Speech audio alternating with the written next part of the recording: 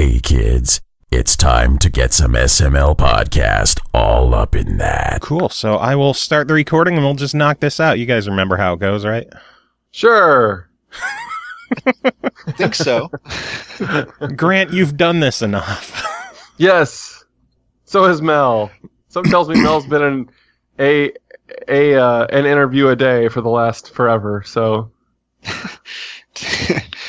Yeah. something like that. That was the agreement of a burnt out man. Ball squad,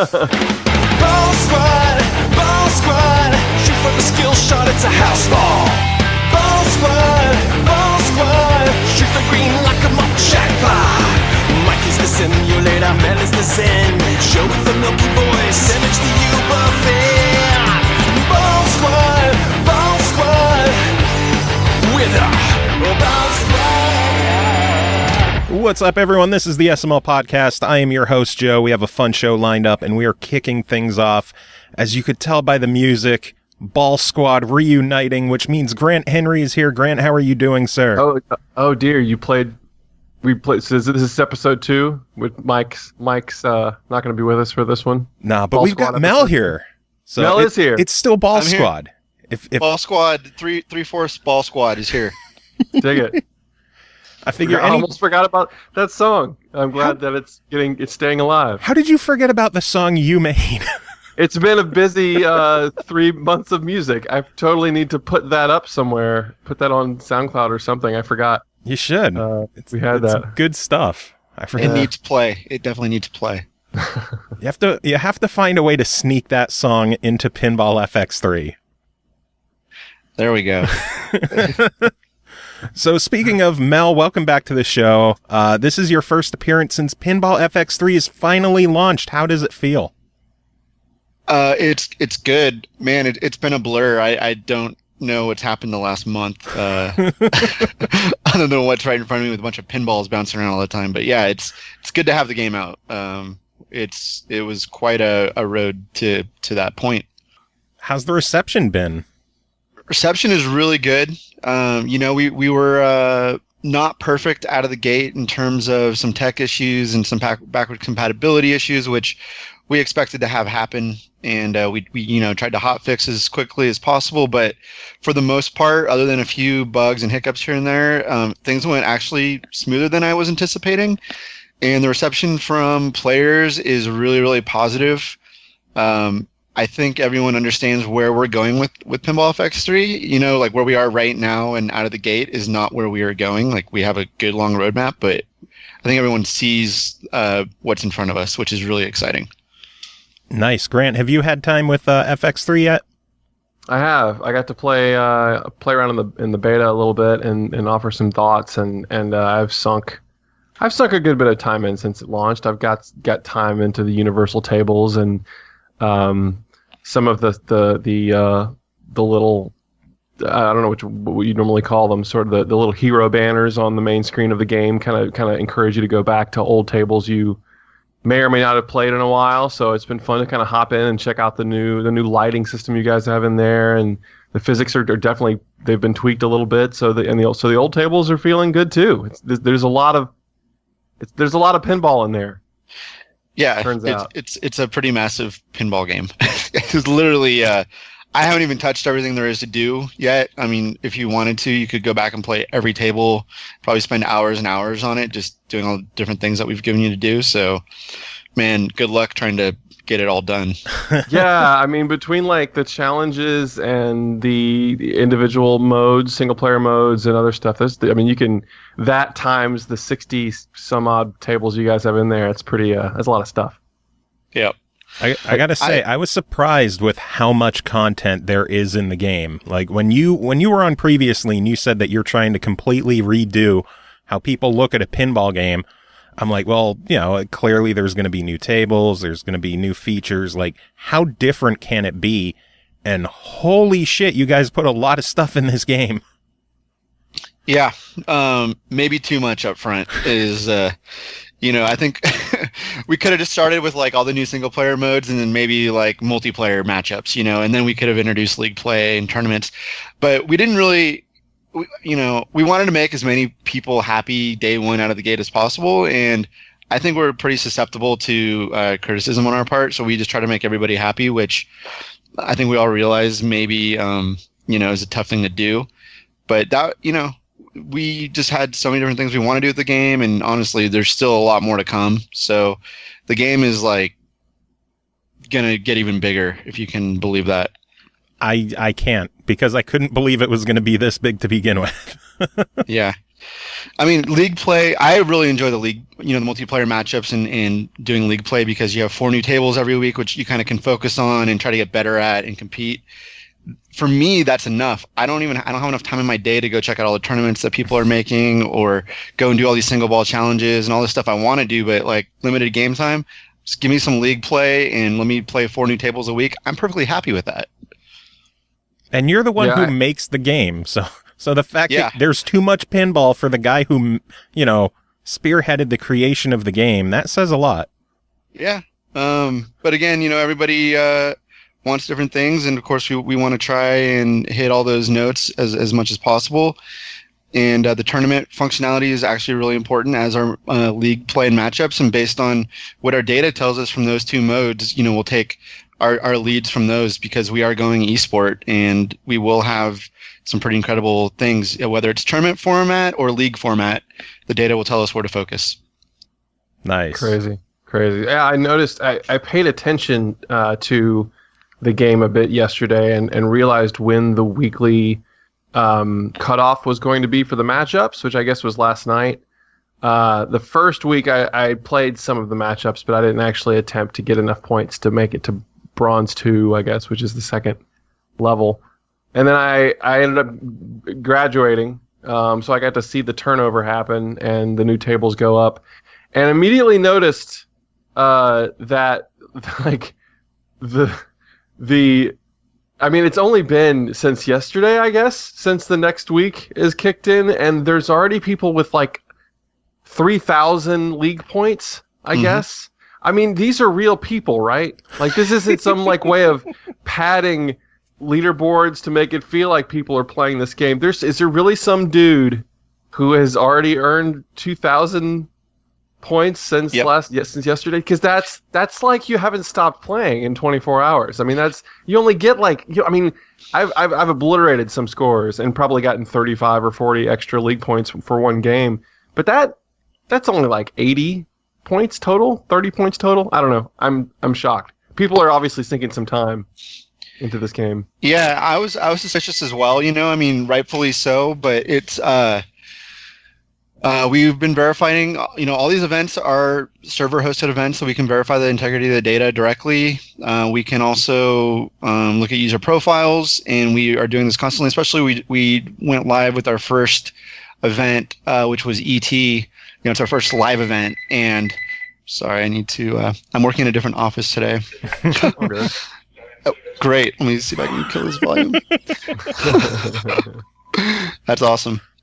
And so we verified the data, and it was really important with the ET tournament because we're giving away prizes, and we need to be able to verify these scores. And some of those 5-minute scores were crazy, but everything looks to be on par and accurate. We have some very, very heavy users, guys who are literally playing the game around the clock, and just like these are what you would consider to be your whales, right? They buy everything, they play the game all day long. But yeah, I mean, I was suspicious too. Everything looks to be correct. If we find any anomalies, we'll certainly fix it. But that's just some really crazy players. Have you found anyone trying to cheat the system yet? Yeah, we think we found a few guys. It's mostly on the PC side. So remember, you're also seeing your leaderboards are cross-platform. So regardless of where you're playing, you're going to see the Steam guys, and that's the main culprit for any sort of like cheaters or guys trying to pull fast ones over on us. So it does create a larger pool for people to play on, and you're playing against different-minded people. PC players are way more hardcore than console guys. So that's most of those high scores are coming on the PC side. Yeah, I could tell that. I mean, there are a number of ones I guess that are on other consoles too, but they're Steam play. They're people. I didn't friend them and write them notes to be like, "Are you for real?" But yeah, The scores appear to be legit. I think I played the ET tournament yesterday too. I think I'm placed 286th. So, a couple more hours I should get second place. I'm guessing. There you go. Just gotta get to work. You better, Grant. Don't let us down. You are repping all of SML with these tournaments. Ball squad. There it is. But I'm really enjoying it. It's a lot of fun. So great job. Cool. Yeah, that ET tournament is just kind of a glimpse of where we're going with live events and real-time competition, and just keeping the game fresh. Like every week something new, or every month, whatever, something fun, exciting, a reason to come back into the game. It's a game as a service, and we're going to run it that way. Nice. I know in the past, like one of the biggest issues that people had with longevity was, well, I played this table for a couple of days straight. I guess I'll wait until new tables come out. And now with FX3, with all the tournaments and all the challenges and leaderboards constantly having new people on there, it encourages people to not just play a table twice and not again. Yeah, and that was definitely a big goal of ours. We basically wanted infinite reasons to play these games, and we're well on our way. And we have more. It's going to come down to a big question about timing. Is like, when is it too soon? When is it not soon enough? And the scope of the features that we have could basically make Pinball FX3 feel new every time we update. And sometimes that's good, and sometimes that's not good. We don't want to overwhelm people when they come in. So we got to strike a balance and figure out the right cadence. So how do you guys pick which tables are in the weekly challenges? Well, for right now on League Play, I have a spreadsheet I'm looking at, and I've very craftfully picked out which tables we should have for the first at least 6 to 8 weeks, until we get data trends and we can understand what people are doing, what they're buying. It was my evil plan to include at least one table from every pack, going through just really so we can encourage people to, well, first of all, give them what they already have so they can participate in the modes. And then 2, incentivize them, and hopefully they see the value and why they should spend money. Because if you didn't notice, we gave this whole thing away, and on the hopes and dreams that people would want to buy more pinball. Yeah, By the way, you guys are insane for just giving it for free. We think, I agree. But we learned a lot. I mean, we're a developer now with a lot of experience and insight into console, PC, and mobile, and so we think that the trends tend to follow each other and overlap. And so we used a lot of mobile methodology and things that we've seen there as being successful in this new game on console. But historically, Zen has been insane. I mean, we just give away the platform and we do backwards compatibility. And it's been okay for us. We've kept the community intact, and we have done okay with this. Like, we can still afford to pay cash, for licenses like Star Wars and Marvel. We don't have to go Kickstart them and things like that. So we're perfectly okay. But it is a little crazy what we give away. I agree. Very, very much agree, because I would have charged for a game like this for how much stuff is in there, plus the fact that the Sorcerer's Table is included as well. I don't know, free, you guys are crazy. But I guess that's what console makers do too, where they'll sell their console at a loss just to get people to have the platform and to, buy the tables or buy the games. Yeah, that's true. We also took into consideration, the time of our launch. We were getting in the middle of the big AAA season. We really wanted to ship this year. So we took that into account. We also took into account, we didn't bring all of our tables over, and we knew people were going to be pissed off about that. Even though we brought most of them, there's still a chunk of people, a vocal minority. So we just do things to try to make as many people happy as possible. Now, are those older tables, are they like completely gone, or is there a chance we might see 1 or 2 of them come back eventually? We're totally open to bringing them all back. If the licensors wanted to work with us, we would absolutely do it. Right now, there appears to be 1 potentially that we could bring in. But, like South Park is the one that's on everybody's mind probably. And I would say that's 99.9% never going to happen. Damn. I really like those tables too. That was one of the few that I was like, man, really?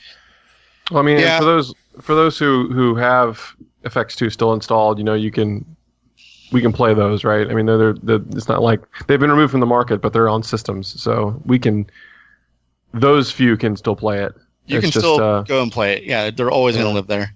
You know what happens, and this is typical in a licensee relationship, is there was an entirely different team at Viacom when we made South Park Pinball, and those guys are gone now. It's a new team, and they have no affinity or history with the product, and it's hard to get them to understand, what it is and why it was important and why it was made, and they have other things to focus on. So that's just what happens. Huh.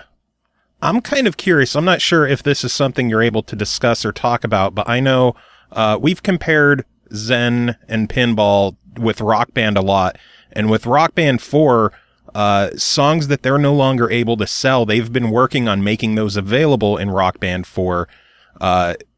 Clearly, they're not going to be used in any of like the featured weekly Rivals tournaments that they do, but at least the content is still there for people to play on the platform. Is it possible to at least find a way to get the tables back but not include them in weekly challenges? It may be. However, I don't really know.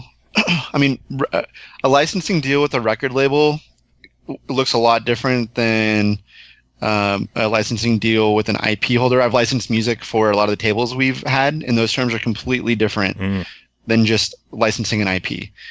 So I don't know the details of Harmonix and the Rock Band guys' agreements with record deals, but I imagine it looks quite a bit different. We're also talking about not just so with the audio coming through for the game, that's different than when you're having characters and 3D interactive and all this different stuff. So I just think South Park's going to definitely be a challenge. The others might be doable in the future, especially if we're successful with Pinball FX3, and right now it's successful. If I have good data points to go back and tell people, then they might change their minds. Money changes things. Yeah. Here's a weird one. This goes back a little ways, and it was something that I didn't even realize till later that you did. But there was a Street Fighter pinball and a Ninja Gaiden pinball that I guess were exclusive to PlayStation. Is that what it was? Ninja Gaiden was exclusive to PlayStation, and Street Fighter was exclusive to Xbox. Okay. What's the story with those? And I mean, I guess those are probably gone forever, but I didn't play Pinball FX on those platforms, so I just missed it entirely. And recently decided to go back and we got on YouTube and saw some footage of them. Looks pretty great. Guess I'll never get to touch it. Well, they're both in FX too. Yeah. Once the exclusivity stuff ran out, you got to remember back in the day, games were still political between platforms, but back in the day it was even more so.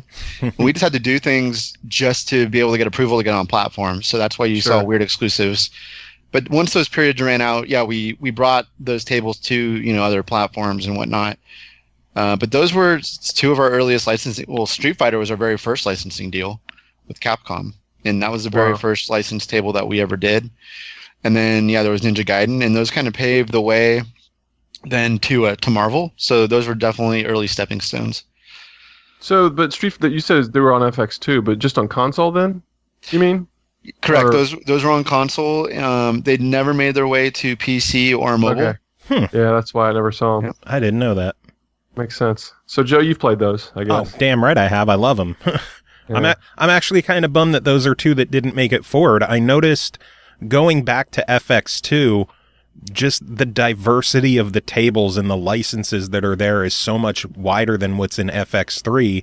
But I guess that's part of the whole, licensing is hard, is that those unique ones, they couldn't make the jump forward. So, yeah, and look, our strategy changed over time too. A one table release requires the same amount of overhead from our development team and our publishing team as it does the licensor's approvals process, and they got to approve everything and go into production with us. So we were not thinking far ahead enough back in those days when we just decided to make a one-off table like Plants vs. Zombies. Great table, sold awesome for a $2.99 product, but did it make the same returns as a $10 product? No. And so so their team, we say, hey, we want to bring it to FX3, and they look at the historical financial data, and they say, it's not worth it for us to do this. Look, we're PopCap, we're owned by EA, we got much bigger things we got to worry about. So that's some of the insight into what happens, and at the business level, we should have had a $10 product for PopCap and EA. They would have probably looked at it and said, yeah, let's do it. Sure. Now, was that deal set up with... We were juniors. We didn't know. We weren't in the big leagues yet. I was going to say, was that deal set up with PopCap or with EA? I don't remember when PopCap was bought out. Yeah, the deal was with PopCap, and then EA purchased them while we were in production. So we have a running joke. If you want to get... I might have told you guys this one. If you want to get bought, do a pinball deal with Zen. Because, look, Marvel, Star Wars, PopCap, all these guys, we were in production for our pinball game and they got acquired. You are the catalyst to those acquisitions. Pinball is the reason, man. So what property are you looking at next that is going to get bought up and then removed from the game? Well, there's one that I'm working on. There's some new stuff that is, obviously very, very big and popular and exciting and fun that I want to make pinball out of, and it's very easily could happen that if we're in production with these guys that they would be acquired. Any kind of hints, or is that our hint? I can't even, because I don't even know how to hint it, because as soon as I make a hint, you know it. Yeah. Yeah, they're very iconic. They're very well known at this point in time. Well, I'm excited to see what happens. That's for sure. Yeah. What about you said there's sort of a future full of maybe new features for FX3. Do you see any additional features to make it to Pinball FX3 before year end? Because I know you talked about last time on the episode, you talked about some additional table packs and maybe some other games coming from Zen, or stuff you're working on publishing. Yeah. Go ahead. Sorry. Oh, no, go ahead. I was going to say, we probably won't have a feature update before the end of the year. We will have new content before the end of the year, and we're going to run more live events and just see how those go and how those scale up, and that'll set the stage for what we release next year for features. Cool. That tournament you're running, does that include scores? The ET one, does that include scores for everyone, for all platforms? It does, yeah. Gotcha. I was confused by the whole thing because a buddy of mine, well, Joe too, jerk, won't play Pinball FX3 on PC, so we can't race each other down on the leaderboard. PC sucks, man. What? Okay. I've covered that on the show for years. My PC is hot garbage. Oh, your PC sucks. I thought you were my personal PC is trash and horrible, and it barely runs with duct tape holding everything together. There might be a gerbil powering it. I don't remember anymore. He might be dead. Well, so if you're on PlayStation, though, you're going to see Steam scores. You're not going to see Xbox scores. If you're on Xbox, you'll see Steam and Win 10, but not PlayStation. So there is one wall there. And then there'll be another console that we're talking about pretty soon, and you'll see those scores. Neat. Is that the hint that we've all been waiting to hear? Do you even have to ask? I mean, it's obviously the Amiga. I was going to say Ouya. FX3's coming to the Ouya. The Ouya is launching soon. FX3 on the N-Gage. It is happening. Yeah. So I'm not going to press because I know that's probably the closest we're going to get to any kind of hint that another platform might be coming soon. So what else is going on with Zen? I know you just released new DLC for Infinite Minigolf as well. We did. Tortuga is available. We just made it a free update. The game is doing really well. It's actually better than what I thought it was going to do. I was a little bummed. Switch was going awesome, and then we got somehow a weird piece of artwork landed in the middle of the user-generated area, and ESRB made us jump from E to teen or something, and I hear through social media the game is off the eShop, and I was like, what the hell? And that was a funny moment. It was actually pretty painful. What's the story with that? yeah, a piece of artwork that was placeholder just got left in the user created area and somehow got missed. I mean, we all played the game for hours, went through QA, went through everything. None of us ever saw it. You only saw it in VR, so it had to do with the like scope of movement that you. Well, here's the funny thing: we thought it was only in VR, but then obviously it popped up on Switch, and so we were really confused how we still don't know how it ended up in there. It's a weird anomaly. Some people never even saw it. Some people, that's all they saw. How many people did you fire over that? I didn't fire one person over it. It turns out Mel doesn't actually work for Zen anymore. He's the one who snuck the artwork. I got fired. He fired himself. Son of a gun. Should have seen that. Nobody got fired. I mean, I value all of our guys. We worked really, really hard and fast to catch up with the Switch release, just to get it done in time to launch with all the other platforms, because we wanted to support Nintendo and Switch players and all that. And you know, sometimes you get going too fast and something gets missed, and end of the day, it's probably my fault, you know. But that's what happens, and we've moved on. We got some great PR out of it. More people found out about the game. Kotaku got huge numbers on their article, which is great, and we sold a lot more units. So I bet controversy creates cash. Yeah, and it is a family-friendly game. I apologize that it was in there. You know, like it shouldn't have been in there. And we released our DLC for free to kind of jumpstart the game again, and we have another one that's going to come out probably this month. It'll be another free update, and then after that, we'll see what we do with it. How many tables are you up to now? Submitted tables, number-wise. Do you know? How many submitted pinball tables? Oh, excuse me. Courses for Polls? yeah. We're about to cross 15,000. Jesus. Wow. We put the game on. So the game's on sale this week, like on all platforms. I think it's 30% off everywhere. So that number we should see a big lift there in that number, and yeah. Nice. Yeah, $10 for Infinite Minigolf I think is absolutely worth it. And I want to thank you because you actually donated a copy of the game on Xbox One to our SMLoween contest. Oh, cool. So thank you again for that as well. Yeah. You're welcome. It's got a great Halloween theme. Halloween Mansion is there. It does. It works perfectly. So it is absolutely perfect for that. It's not SMLoween. SMLoween. I mean, whatever works. SMLoween, SMLoween. Sure. As long as people enter and win some cool shit, that's all I care about. For sure. Winning cool stuff, man. Give it away. Everyone loves winning. So that's mini golf. And we got other stuff that we haven't announced yet that's still coming this year. I was actually just reviewing a trailer today for a title that we haven't announced yet that I'm really excited about. And so we should be announcing probably 2 new games before the end of the year. One will maybe ship before the end. We'll see. Man, you guys are busy over there. Yeah. Are you even in the States right now? Are you home or are you out? Where are you, Mel?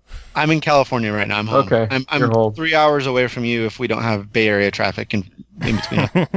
and fires. Dude, isn't that crazy? I was going to ask, are you guys safe over there? I'm not sure where you guys are in relation to the fires, but what the hell's going on out there? We're good. The devil wins. The devil wins shot over from the middle of the state. I learned about this reading an article, and it's like someone was up there fishing north of San Francisco, and my roommate, my neighbor, and he was like, "Yeah, it felt like a hairdryer. Like it was really windy but really hot." And this happens every once in a while, where all the hot winds come from the center of the state, and then can actually put the conditions in to the. It could make it potentially the right conditions for fires, and then they salt and a whole bunch sprouted up overnight, like 10 p.m. I think there were 3 different ones that lit up, and then there you go. Everyone's surprised. It's very sad. So I don't know exactly what the situation is right now, but my wife got up really early the other morning to go to work, a little extra early, and could actually smell it down here because it's just the way the wind blows. But yeah, it's crazy. Man, all summer there's been crazy fires. More up north in like Oregon, Washington area, and now it's in California. Is any of the West Coast left? No, I mean, like the fire stuff is pretty common, but I think this was just kind of fast and a surprise. You know what I mean? It's kind of out of nowhere. So no, there's none left. It's just my house and Kirk and Mel's house, and that's it. Well, up where I'm at, we had crazy winds as well. I heard a tree fall around midnight on Sunday night, and I was thinking to myself, oh my God, if a tree goes into a power line up here, we're going to be gone. Like this whole area is just going to torch. We couldn't find where the tree was, and today I was just walking my dog up this street where there's just vacation cabins, like nobody lives there. And yeah, I found that tree. It went right through a house, and had to report it to my local fire department, and no one had seen it yet, so they're going to come out and take a look at it. But holy crap, we got super lucky here. Just completely super lucky that no fire started here.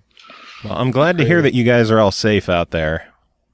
Yeah. I have so many friends on the West Coast, and it's insane to see just the damage that fire can create. The whole West Coast and just the West, I mean, we had that Vegas thing happen, and then we had these fires, and there was an earthquake yesterday in San Jose. It's just I felt it. I felt it down here. I was standing in the doorway. It was my first. I sound like I'm smiling because I am, but it was my first earthquake. I've been here forever. I mean, there's been tons of them, but I've been here for 3 years and haven't felt one. And then we finally had one yesterday, and I scared my wife to death. And I'm like, finally. And now I don't want another one. I'm good. You had your life experience. Yeah, it's fine. A little, the mirror shifted a little bit, and it was over. And I wasn't here in '89, so my wife was. So she has different feelings about them. You're like standing there smiling like, "Ooh, it's happening." She's like, "You could go fuck yourself, Grant." Yeah, that's basically how it went. Something like that. No, we live in a crazy place. But Grant, I'm coming to see you over Thanksgiving, though. Okay? Yeah, I'm in. I'm game. You hit me up, and we'll grab a pint. All right. It's on. Have one in my honor, since I'll be in Pennsylvania. I will text you a picture of a beer there, Joe. Sounds good. Yeah. You should still have my number, so I better get a text from you. You'll get one. So with all of these disasters and like earthquakes and fires, could we see a natural disaster table come to Pinball FX3? I think that'd be a really cool originals table. You're totally right. That would be a good theme. I'm writing it down right now. Topical. And all in good taste, of course. Of course. But yeah, no, that'd be a good theme, for sure. It's like an earthquake table where the whole table is shaking and like things are falling down around it. The ball is causing things to collapse. I don't know. And as an Easter egg, you could like disable the tilt function in the game because there's an earthquake. It's going to shake the way it is. Yeah. Or like extra powerful tilt. Ooh. That'd be cool. Like that's like your wizard power. One of the new wizard powers for the table. Yeah.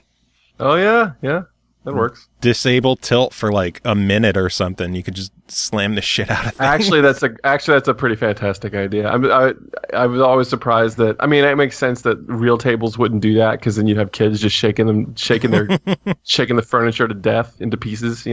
Right. You could definitely do that. I mean, you did table tilting for Jaws. That's new.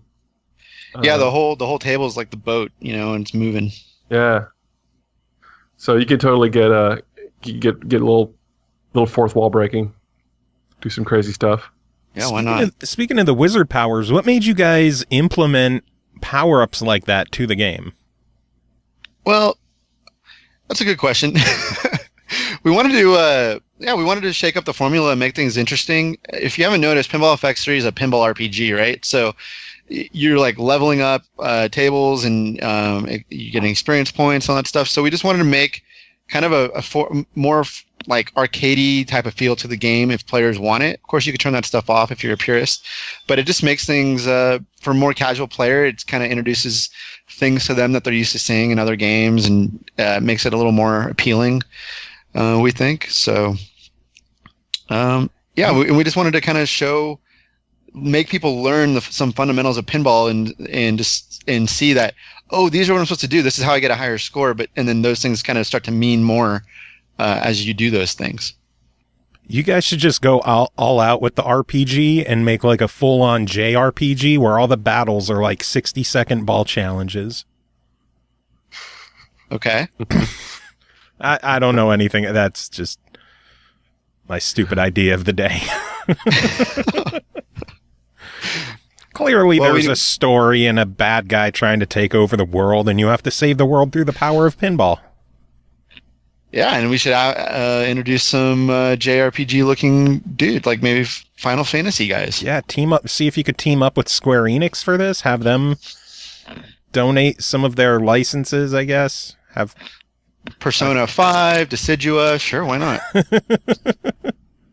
Or you could just regress and go back to text-based RPGs. You know, you'd be like, do you flip or cradle? It's like flip. Early. Pinball. you get multi-ball. You've lost all your balls. Oh, that'd be amazing. Oh, no. No, not a good idea. And you could only play it on dial-up. Oh, there you go. What kind of physics are we talking about with this? Are there physics? I don't know. It's text-based. What kind of physics exist in text only? I don't know. I did think it would be fun. I had a couple of quick theme ideas. You guys have done this Universal pack. You guys need to get some Universal monsters on pinball tables. I think that would be pretty great. Like the new ones that they have coming, or the classic? Well, they're supposed to kind of be the same thing, but they're not really. I mean, ideally, I think the like a Frankenstein table, Dracula table, or you could even do Monster Bash style. You could have a table that has all of them. Right. But Wolfman, Creature from the Black Lagoon, but probably not called that, or maybe called that. Anyway, that would be. I don't know if it's just Universals means a lot of different things. I saw every time I see the word Universal, I think of Universal Monsters. So. All I know is if you guys go with the Mummy, it's got to be Brendan Fraser Mummy and not this Tom Cruise Mummy crap. Oh my! I haven't seen it yet, but it sounds awfully similar to everybody that I've talked to who has. Yeah. Yeah. Not that wonderful. I'm behind on movies anyway, so I'll just cross it off the list. I guess so. Just get the old Brendan Fraser ones. Let's get Brendan Fraser back in the limelight. I've missed him. George of the Jungle, you could get one of those. What the hell else is Brendan Fraser? Yes, oh my god, Airheads. Holy shit, what a movie. That's classic. What's the one where he's a caveman? Encino Man. Yeah, Encino Man. Oh man. Oh man, a Brendan Fraser pack for FX3. It was Brendan probably Fraser about 9 to throwbacks. 5. You know what? Pauly Shore Pinball has a great alliteration thing going. Like Biodome multi-ball and Dude, Biodome. God, be perfect. What's it? Alec Baldwin, right? Pauly Shore Pinball. I think so. Rest in peace, Bill Paxton. Ben Heck. Do you guys know who Ben Heckendorn is? Oh, yeah. He did. He built his first custom pinball machine was a Bill Paxton pinball. That's right. Yeah. You should go look that up, Joe. It's pretty great. I mean, it's got all the call outs and custom art and everything. I think I've seen it in the past, but that would probably be a really good image for this episode. It's like the first time that Game Over Man, Game Over, really fits in the video game context, pinball context. Anyway. Yeah. Good Lord. Ben Heck's one cool dude. We talk every now and then, but guy's brilliant. Yeah, he's amazing. Yep. Man, good stuff. Good stuff. So I know you don't have too much time today, so was there anything else that you wanted to talk about that we didn't bring up, or anything fun going on in the world of FX3 and fun stuff like that? Yeah, I realize I don't think we're friendlies on any gamertag stuff. I always, if you guys want to, we should become friends on PSN or Xbox or Steam, whatever, and then you guys can send me your scores and tweet them at me, pictures like everybody else does, about how they just annihilate my score. Well, I'm Joe Camnet on every platform, so I am easy to track down. Okay. Somehow I ended up with all sorts of different names, but most of them involve the word cracker. All right. So yeah. where did that begin? Okay.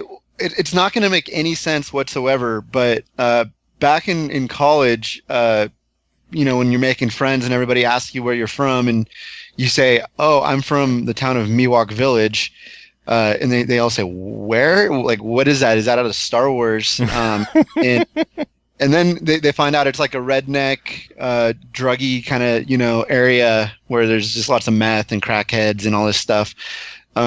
Somehow they start to call you Cracker from the mountains.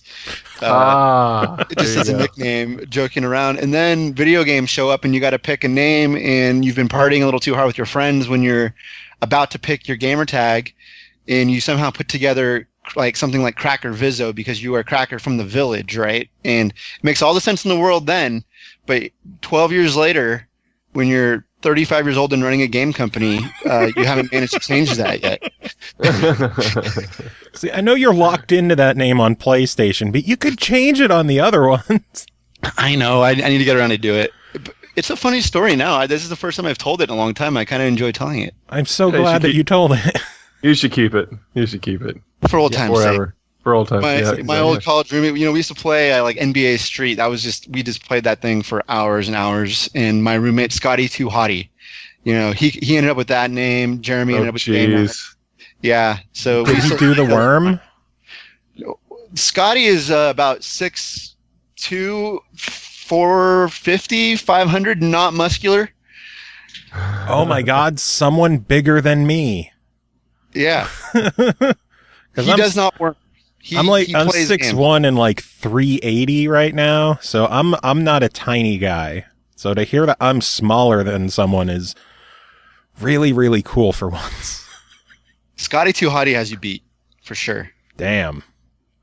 No, but we still, you know, we're online all the time and we're chatting. We share gamer tags and we joke about the days back when we like pick these things out and stuff. It's pretty funny. So besides FX, what are you playing online? What's your current game to go to and play with people? We've been playing a lot of Splatoon 2 at the moment.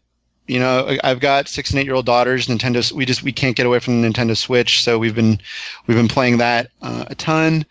I've been playing a game called, is it 20XX? It's like a hardcore platformer. Oh yeah, Steam. It's really fun. I like a roguelike Mega Man. Yes, so good. Yeah, it's really, really good. I'm getting better at it. I don't know if I'm as bad at, you know, this thing happened with Cuphead with Dean, who's an awesome guy, and everyone gave him crap. So I don't want to talk about how bad I am at this game, but I'm getting better at it. What else am I playing? I'm still playing Rocket League whenever I can. Honestly, I'm playing a lot of FX3 because I'm trying to break the game, trying to see where our weak points are. How do we improve it? I helped fix the game a little bit. I know. I saw you guys. You know, when we launched, I was actually on Twitter answering questions. And I saw you on there, and there were some people I told our support guys to try to jump on because I knew you guys would help us fix it. So appreciate that. I'm curious to know, why was it showing that I owned like 280 tables? Was it counting content from different platforms, or was there just some kind of weird glitch that it was finding files that didn't exist? Yeah, there was a few weird glitchy things. The hardest thing about Pinball FX3 that people have to understand is we were not able to test this game in a retail environment. We could only test it in a back-end closed-off wall. And there were entitlements. Like, for example, we gave away the paranormal table for, I think it was like a month, back in 2011 or something like that. And so something like 400,000 people downloaded that table. There has to be an entitlement just for that specific instance. And there's 7 years of historical PFX data that has to all get translated out into, you know, for entitlements in the back end according to a user's profile. And we weren't sure that we had them all. And so every once in a while when there was one that we didn't have, it created a really weird anomaly like in the system, and it just spit out some number like, oh, you own 4,822,000 pinball tables. So we weren't even aware that that was going to be able to happen until the game launched. So I actually, on our forums, I tried to be preemptive and said, hey guys, here's the current status. We're anticipating some issues. We don't know exactly what will happen, but please be patient with us. Don't forget, we're giving you the game. We're giving it all away for free, so please don't hate us. Yeah. It's still, that message didn't get through all the way. Well, massive props to your support team for working with me, getting it figured out. I have all my tables ready to go. I was hoping I'd have another 200 waiting for me that didn't release yet. Or maybe like Rocky and Bullwinkle would show back up. Rocky and Bullwinkle. Oh, man. Yeah, Pinball That FX3. was the other one. That was the other one. That was another one. I forgot about that. By the way, I love the fact that the original FX is playable on Xbox One, and I can still play that table if I want. There's some good tables, man. Like Buccaneers on there. Yeah, Rocky and Bullwinkle is there. There's some good stuff. What's Buccaneer? What's the story with that one? I don't think I played that one either. Buccaneer is part of the original Pinball FX, and it's like a pirate-themed game. Not a licensed one? Non-licensed. Just one that didn't make it to the newer package? Yeah, so back in Pinball, if you guys really care, back in Pinball FX, FX2, there were certain tables built on old technology that we just couldn't even work with anymore for FX2. But when we did go to FX2, there were some tables that came over, like the Classic Collection, for example. It was the original collection, and that was kind of that first time when we just carried stuff over with us. But yeah, that was just an entirely different tech generation, so those did not come over. And there are some great games there still. I don't know if we ever looked back into recreating those, but I suppose it's possible. It might be a good idea. I mean, they already exist. How hard is it to take those tables and rework them in the new engine? We'd have to completely do them from scratch. There's no porting. There's no let's use these assets and make them look better. The logic doesn't work anymore. The physics don't work anymore. It's complete start over. Man, first developers telling me that there's no toggle switch in Unity to enable online play, and now you're telling me that tables that are a decade old are hard to remake in a new engine? Man. Yeah. Well, we had our own tech. We've been building in our own technology. You would think it is possible, but things change over the course of a decade in technology. Just a little. But yeah, I'd love to see those tables come back. I don't know how possible it is behind the scenes to make it happen, or to even relicense Rocky and Bullwinkle, but I'd love to see those tables come back. Those were fun. Rocky and Bullwinkle was so wacky. I mean, I love it. The sounds, it's Rocky and Bullwinkle, right? We had all the sounds, and some of the modes in there were kind of bizarre, and it's a lot of fun. Yeah, it'd be good to see that back. I'll cross my fingers that maybe one of these months you'll come back on and be like, hey, remember that table we were talking about? Guess what? I think, didn't Universal buy Classic Media? I have no clue. Because it's a Classic Media property. Let's see, Classic Media acquisition. Who bought them? I know someone bought them. DreamWorks. So DreamWorks bought Classic Media, Universal bought DreamWorks. There you go. There's our path. There you go. Universal Pack 2. Rocky and Bullwinkle. I don't know, Shrek. Tom Cruise is the Mummy. What are you doing, Joe? Stop. What are you doing? Monster Mash for Grant. I have to look down the list and see what else could. So, did you always do it? Go ahead. I was going to say, yeah.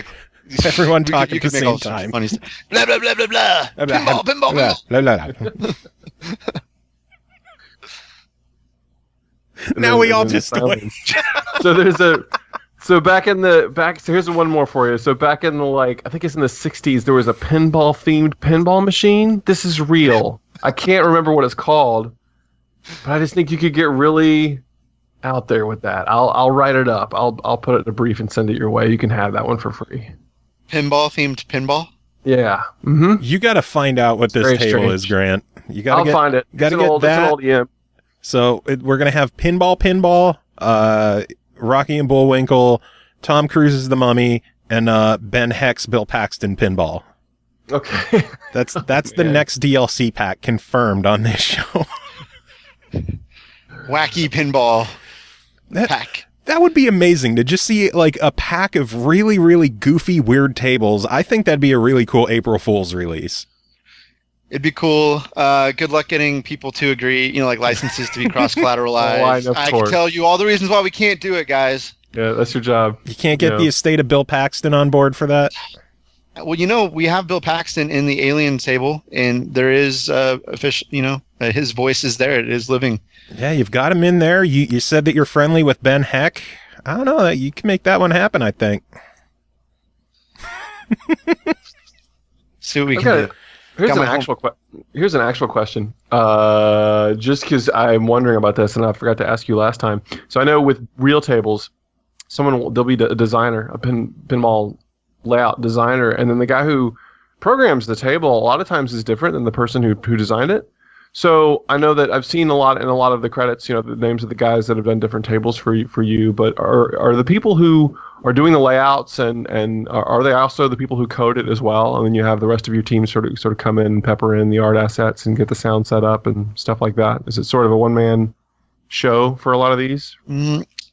No, there are people who rotate on and off tables depending on when we need them and what state they're in. But the table designer pretty much sticks with the project from start to finish. And yeah, our designers do code. So Right. They do the layout, initial concepts, all that stuff, make the design, the rule sets. But yeah, we bring in various people for animations or 3D modeling and actual, hand-drawn artworks and all those different things, playfield toys. But yeah, the designer, it's his or her vision, and they will be with the project from the very beginning through Gold Master. That's cool. Just curious. It's just so strange to hear, like real pinball has sort of hit this state similar to games where tables will come out and then the code will be like, 0.9, and then they'll continue coding for that machine over the next year. And a lot of times the person coding on the machine isn't even the person who designed it. It's very strange like that. But so I was just curious to know how it worked with you guys and your... Yeah, well, look, a lot of times, those guys are off working on their next game already while it's in production. Exactly. And we don't really take the same approach. So we like to, that person owns that table, and it needs to stay true to its vision the whole way through, and they just need to see it through. Cool. Nice. Last question I have is, you mentioned earlier that you're doing tournaments with prizes.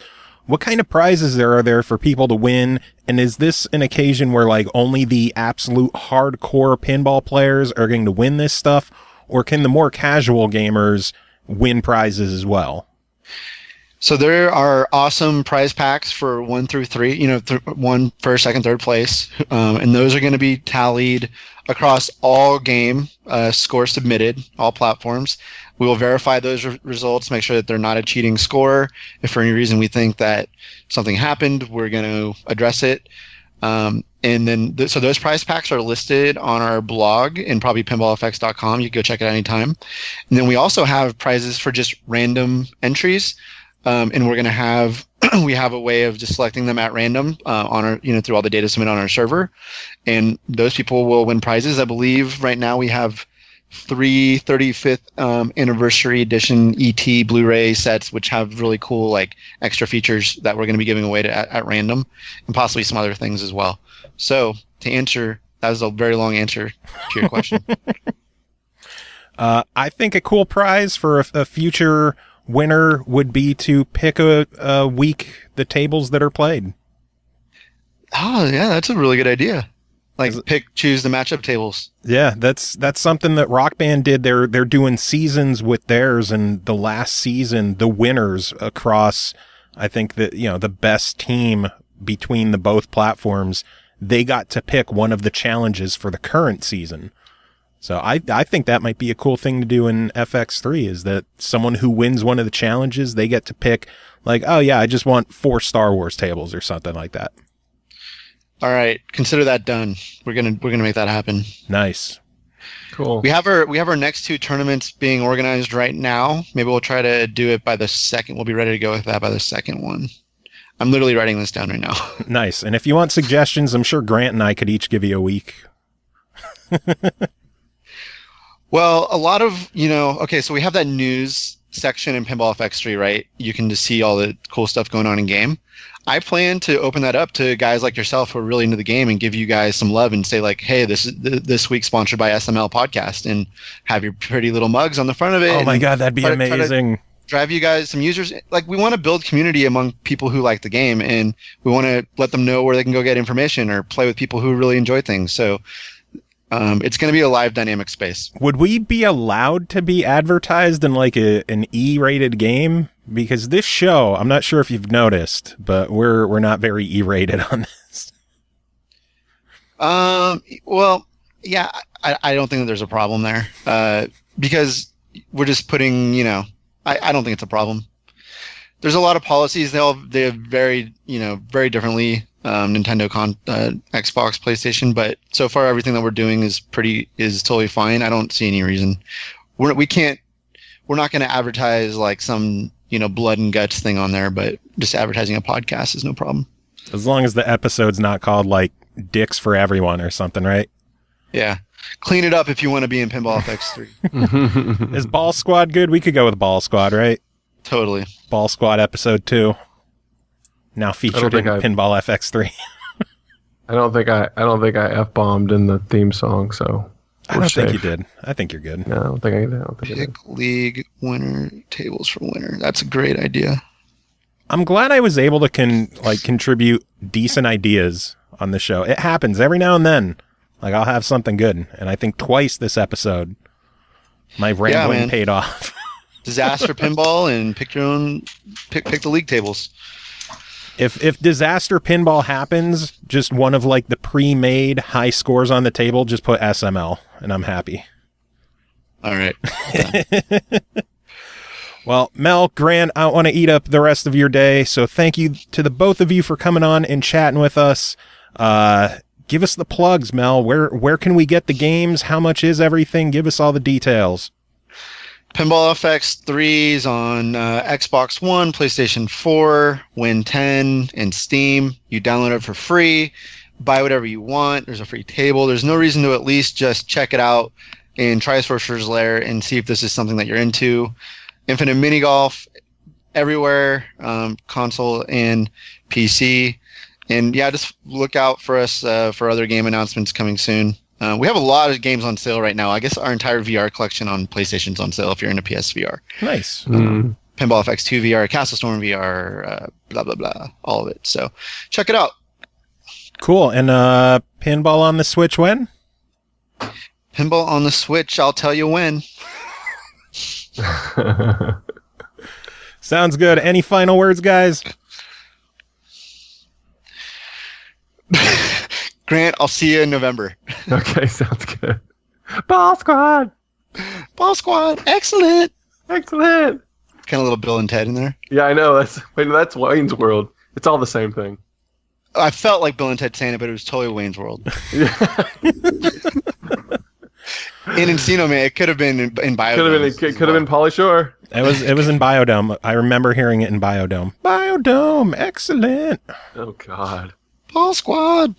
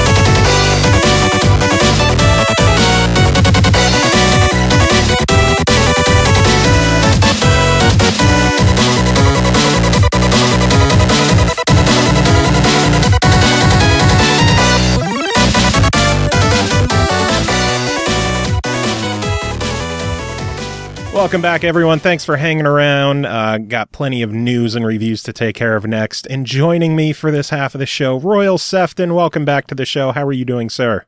Hey, doing great. Thanks for having me. It's like we didn't just do this an hour ago. I know. It's already been an hour. That was a fast hour, too, man. I swear, everyone else on the planet would, like, try to hide the fact that they edit their show and, like, record things out of order, and I just don't give a fuck. We're very postmodern in the way we tackle this. My give a shit levels are so low anymore. But Yes. I hope people enjoyed our Ball Squad interview. It's great having Mel from Zen back on the show and Grant Henry coming back on the show. But now you're here, and we have more show to take care of, so let's cover that shit, too. How about that? Yay! Cool. We'll start off with the news of the week. First off, the usual new backward compatibility titles for Xbox One were announced. 3 new games this week. Interesting choices with Child of Eden, which is a pretty solid game. And then Goat Simulator, the 360 version, because Nice. Why not? So now you could have double goats on the Xbox One. And then King of Fighters Sky Stage, the side-scrolling shmup featuring King of Fighters characters. Huh. Didn't know that was a thing, actually. I've enjoyed King of Fighters for years. Didn't even know there was actually a shmup. Yeah, really, really interesting lineup of games. But, bring them on. The more games in the program, the better. That's how I feel. Absolutely. Some other news of the week. Square Enix announced that Star Ocean: The Last Hope is going to be getting a remaster only on PS4 and Steam. Because, let's not forget the fact that when Star Ocean: The Last Hope was originally released, it was an Xbox 360 exclusive. It eventually came out on PS3, but it launched as an Xbox exclusive. And this remake will not be on Xbox One. And I'm starting to get fucking irritated with this shit. Where's the love, man? Like, how many Square Enix games are skipping Xbox for no reason? It's getting irritating. It's to the point where I'm finding it hard to want to support Square Enix titles anymore with this shit. Roger that, man. Bums me out. You can't go wrong by just releasing as much cross-platform as you can, especially role players, because I think that's one area where the Xbox could always use a little more love. Mm-hmm. Like, I am not going to be getting the game. I'm not picking it up. I will not buy it on PS4. I already canceled my Dissidia NT pre-order on PS4. I have actually canceled every single PS4 game that I've had pre-ordered. Everyone. I'm done. I'm tired of Sony's exclusive bullshit, their anti-consumer bullshit, buying exclusives, companies like Square Enix completely fucking over other platforms to only release on Sony. I'm tired of it. I'm tired, and I'm going to vote with my wallet. I'm done buying PlayStation stuff. I'm done. Oh, what's kind of interesting is it's kind of the same stuff that Nintendo did back in the late 80s, early 90s with third-party exclusives. They had very restrictive contracts. They were very anti-consumer. Yeah. And at a time when the world was a lot bigger and, we didn't have the internet really, we didn't have a large gaming community, they could get away with it. And I think it was to their advantage to do it that way. But nowadays, forget about it. Yeah. You got to get out there now. And like Dark Mika in chat is saying, a lot of Japanese companies are sucking Sony's cock big time. Her words, not mine.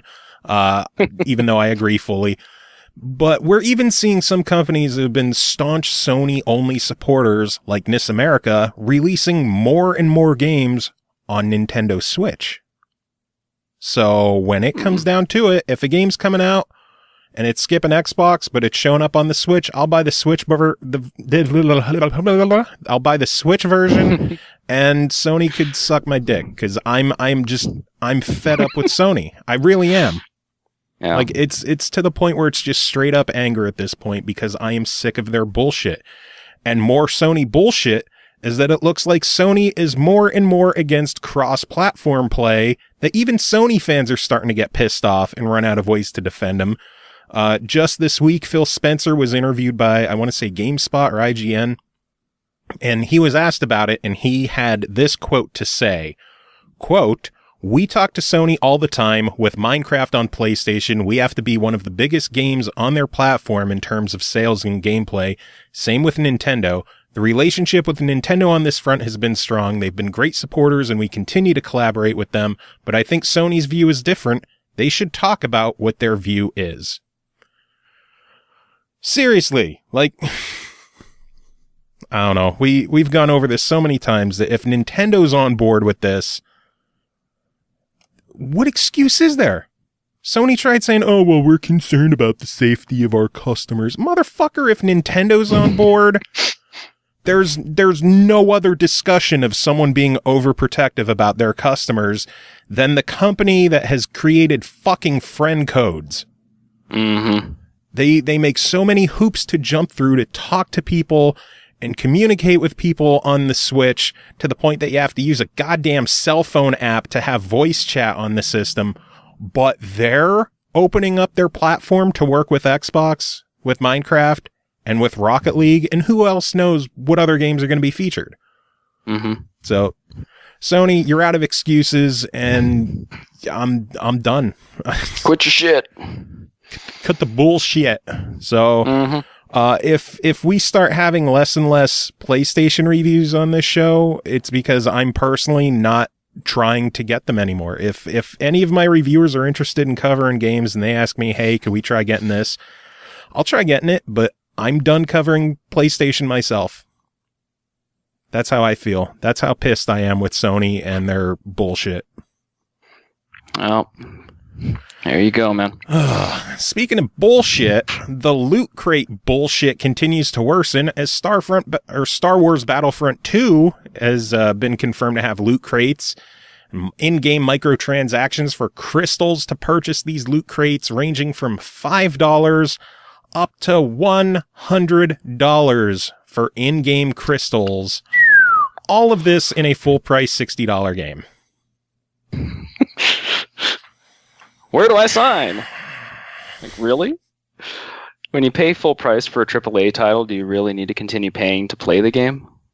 Or are you just trying to buy your way through the finish line? I mean, they seriously. released a statement today saying that, you know, all the really high-powered stuff in-game is going to be tied to in-game achievements and not stuff that you could just buy. It's more to be, you know, for the people who don't have the time to earn the crystals in-game and buy the loot crates, the option is there. It's just, you know, we hear the same excuse. It's to the point where, like, the ESRB is making statements that they don't feel loot crates constitute gambling. Peggy is saying the same thing, where they don't feel that loot crates constitute gambling. The gaming public as a whole is pretty much saying loot crates are fucking gambling. There's really no other way to put it. What is going on with the gaming industry this year? Follow the money. Pretty much. And it is ruining games. Like, last week we covered the Forza 7 loot crates and the VIP bullshit, which they went back on the VIP, which is good. I still can't get any of it to work in my game. I can't get my VIP to recognize. I can't get my DLC cars or my driver gear. None of it recognizes in game. There's a thread on the Turn 10 forums of many other people who have the same issue, and no statement on what the problem is, if they're working on it, if it's going to be fixed. I dropped $100 on this game, physical, and it's opened. I can't return it. Yeah, I was gonna say. I think you had mentioned to me you were talking about taking it back, but I know a lot of vendors are gonna just simply say, "No, you open the software, it's yours, man." Yeah, unbelievable. I paid a premium to get extra content in a game, and I have zero access to that. I have zero access to non-premium content because my game just doesn't recognize DLC at all. Yeah, that's a bug they're going to have to correct. It's fucked up, and there's been zero communication about it. I don't know. I don't know, but more EA news. This time some good news. Let's focus on some good stuff. EA announced that Dead Space 3 and Mass Effect Andromeda will both be entering the EA Access Vault by the end of the year. They also announced clearly there's going to be 10-hour trials of Battlefront 2, which we just talked about, The Sims 4, Need for Speed. All of their fall games are going to be getting the 10-hour trials on Xbox One with EA Access. I've said it before, if you don't have EA Access, you're missing out. It's $30 for a year, and there's over 40 games available in the vault that you could play. People are like, oh, I don't like sports games. There's so many non-sports games in there. Like, nearly everything from PopCap is in there. All of Mass Effect is going to be in there. The first trilogy's there now. Andromeda is going to be there by the end of the year. By the end of the year, the full Dead Space trilogy is going to be in there. You know, Plants vs. Zombies, Garden Warfare, both of those are in there. Nice. So. Yeah, and so you just said the whole Mass Effect trilogy's in there? Yes. So for $30, you can play through all three of them. Yes, $30 for a year, or was it $5 a month? I think. Oh well, you go for the year, obviously. That's brainer. Yeah, that's pretty sweet. I actually haven't even gotten into Mass Effect 3 yet, and I'm overdue. So yeah, if you don't have EA Access, you should look into EA Access. Oh, then I should look into it because I am not in it. Son of a bitch. Well, I'm gonna ride your ass about this until you sign up for EA Access. If you get it, you and I, we could play some Garden Warfare. I have Garden Warfare actually. Garden Warfare 2 specifically. Well, then shit, let's play some Garden Warfare one of these times. Yeah, love that game. So do I. It's so good. So much fun. Yes. Like I'm at the point where EA's been doing such crazy shit with their games lately. You know, most notably Star Wars Battlefront, that having those 10-hour trials is worth the $30 alone anymore. Right. You get 10 hours. You get 10 hours with the game before it releases to see if you want to buy it. Makes sense. So good stuff. Oculus Rift just dropped in price permanently down to $399. So VR is getting even cheaper for the masses. And then the last bit of news that I have is that the very first review of Super Mario Odyssey has come out from Edge Magazine. Did you hear the review? I heard it was a perfect 10. 10 out of 10, making it only the 20th time they have ever gave a 10. Yeah, that's a winner, man. Some other notable 10s that they have, their very first one was Mario 64, so that's how far back it dates. Classic. Only 20 in that time span. Ocarina of Time, Halos 1 and 3, The Orange Box, Bayonetta 1 and 2, Bloodborne, The Last of Us, GTA 4 and 5. And then my personal favorite out of the bunch, and I'm surprised this got a 10, but I'm happy about it. Rock Band 3 got a 10 out of 10. How fucking cool is that? Well, it's basically the peak of that genre of game, you know? Pretty much. Perfection there. Yeah. Yeah. So good. But yeah, that's the news I got. Anything you want to talk about? No, except I had barely even heard of Bayonetta. It was included as a game with gold recently on Xbox 360, I want to say. And now knowing that it was a 10 out of 10 game, I think I have to go back and check it out. You should. And then if you have a Wii U, you could play Bayonetta 2. Yeah, that I don't have. I had a Wii once, unfortunately. It was burgled. So I busted into my house and stole it. I lost all my virtual console purchases with it, unfortunately. Oh, that sucks. That was a bummer. Yeah. So someday, I'll probably just get a Switch. I don't know. We'll see. Yeah, I've been tempted to unload my Wii U at this point. I'm just waiting to find out if they're going to do anything with the virtual console on the Switch, because I have so many games purchased. Between the Wii and the Wii U, all those virtual console or indie games, I don't want to lose them all. No, of course not. Of course not. Oh, man. I don't know. We have a game to give away. Do you want to help me give some stuff out? Sweet. What do I got to do? You're going to help me judge a contest. Okay. Complicated, cool. Huh? Yeah. We asked you on Twitter. We have 2 copies of the game, SEUM, Speedrunners from Hell, to give away on Xbox One. And we asked you to send us the best running playlist of metal music. Because, speedrunning game in hell, metal music playing. So give us a good playlist, a good metal playlist of running music. Makes sense, right? Yeah, absolutely. So we have 5 emails to go through. 2 people are going to win a copy of the game. And the first email is from Daniel McCammon, who says, If I need something to give me speed, it's usually a playlist of Avenged Sevenfold, Metallica, Anthrax, and Iron Maiden. If I could choose only one, it'd have to be Avenged. So that sounds pretty metallic. Mm-hmm. Avenged Sevenfold, Metallica, Anthrax, Maiden. Props for Iron Maiden. Next email's from John Harvey, who says, okay, to be honest, my fat ass isn't doing anywhere near enough of the running and exercising thing these days.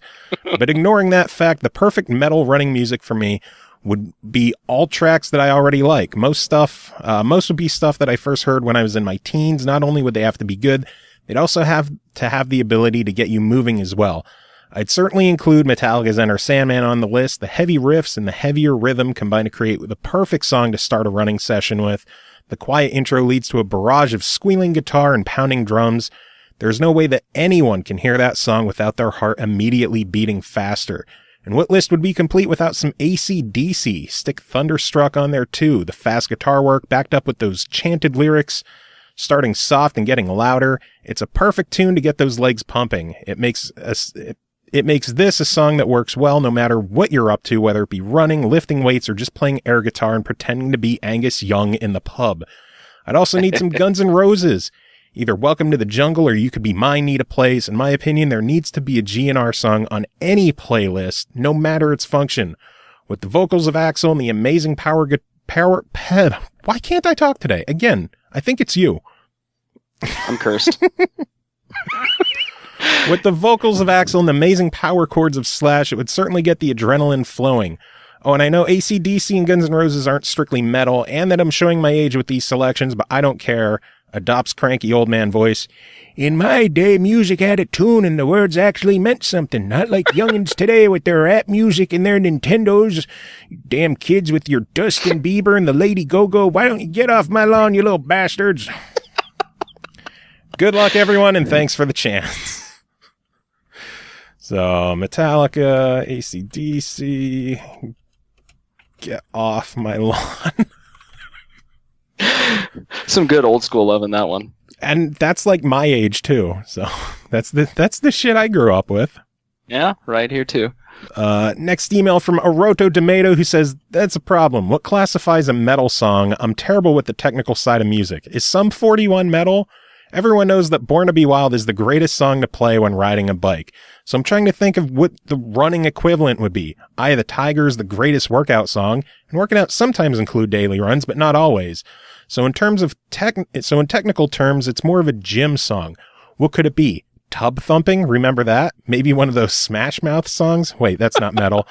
Skater Girl from Avril Lavigne. Nah, it's Skater Boy. Come on, think. How about Holy Diver from Dio? That gets me pumped up. I used to listen to it every time I fought a dragon in Skyrim. Yeah, I'll go with that one. Just thinking about it gives me good feels. Remember Skyrim? What a game. Holy Really, Diver, Skater Boy. Tub Thumping? Smash Mouth? Tub Thumping, Skyrim. That was an unpleasant flashback of the late 90s there. Whew.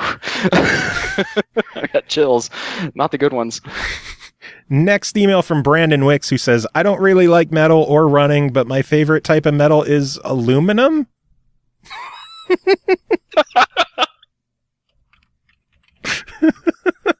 With a question mark, too. That's a good wild card entry, isn't it? Yeah.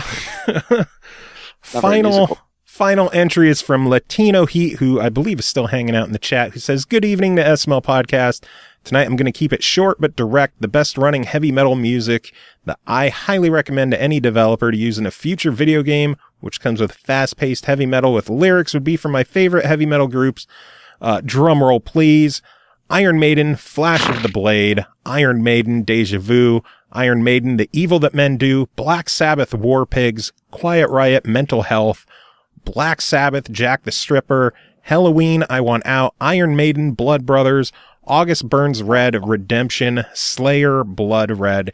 Here you have the ultimate playlist, and thanks for the opportunity. Yeah, that's pretty ultimate, I gotta admit. That, spoke to my heart. So we've got 2 copies to give away. You pick one, I pick one. How about that? That sounds good, and I'm going to go with that last one. You going with Latino Heat? for his Black Sabbath and Maiden and Halloween. Maiden. I like Maiden. I think I'm going to go with John H. with Metallica and AC/DC and the goddamn kids getting on his lawn.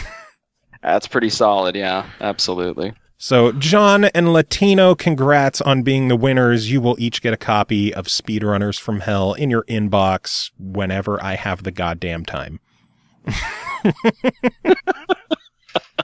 Terms and conditions may apply. Indeed. And then just a reminder that through the rest of the month, we're going to be doing our SMLoween contest, SMLoween. And the prize list is just growing, man. This is getting crazy. Have you heard? It was huge already, wasn't it? It was, and it's bigger now. So the current prize list for the grand prize winner: Resident Evil 7, Narcosis, Emily Wants to Play, Nevermind, Sheltered, The Escapist Walking Dead, The Coma Recut, Don't Knock Twice, The Bunker, Pinball FX3's The Walking Dead Table, Infinite Minigolf, Enigmatis 2, Eventide 2, Dark Arcana, Nightmare from the Deep 2, White Knight, Let Them Come, Observer, King Oddball, Crimson Land, Bulb Boy, Zombie Party, and Thimbleweed Park, all on Xbox One, plus Knock Knock, Observer, and Layers of Fear, all on Steam. Wow. That's like massive. $400 value right now? Is that ridiculous? Jeez, that's huge. So if you haven't entered, I'll give you the details. You have to email us, the smlpodcast@gmail.com. Don't forget the. A lot of people do. The smlpodcast@gmail.com, and tell us the absolute worst nightmare you have ever had. I'm not saying like something like, oh, well, I dreamt that I was falling and when I landed, I woke up. Like, this has got to be shit that's going to scar you. The example I gave was a week and a half ago.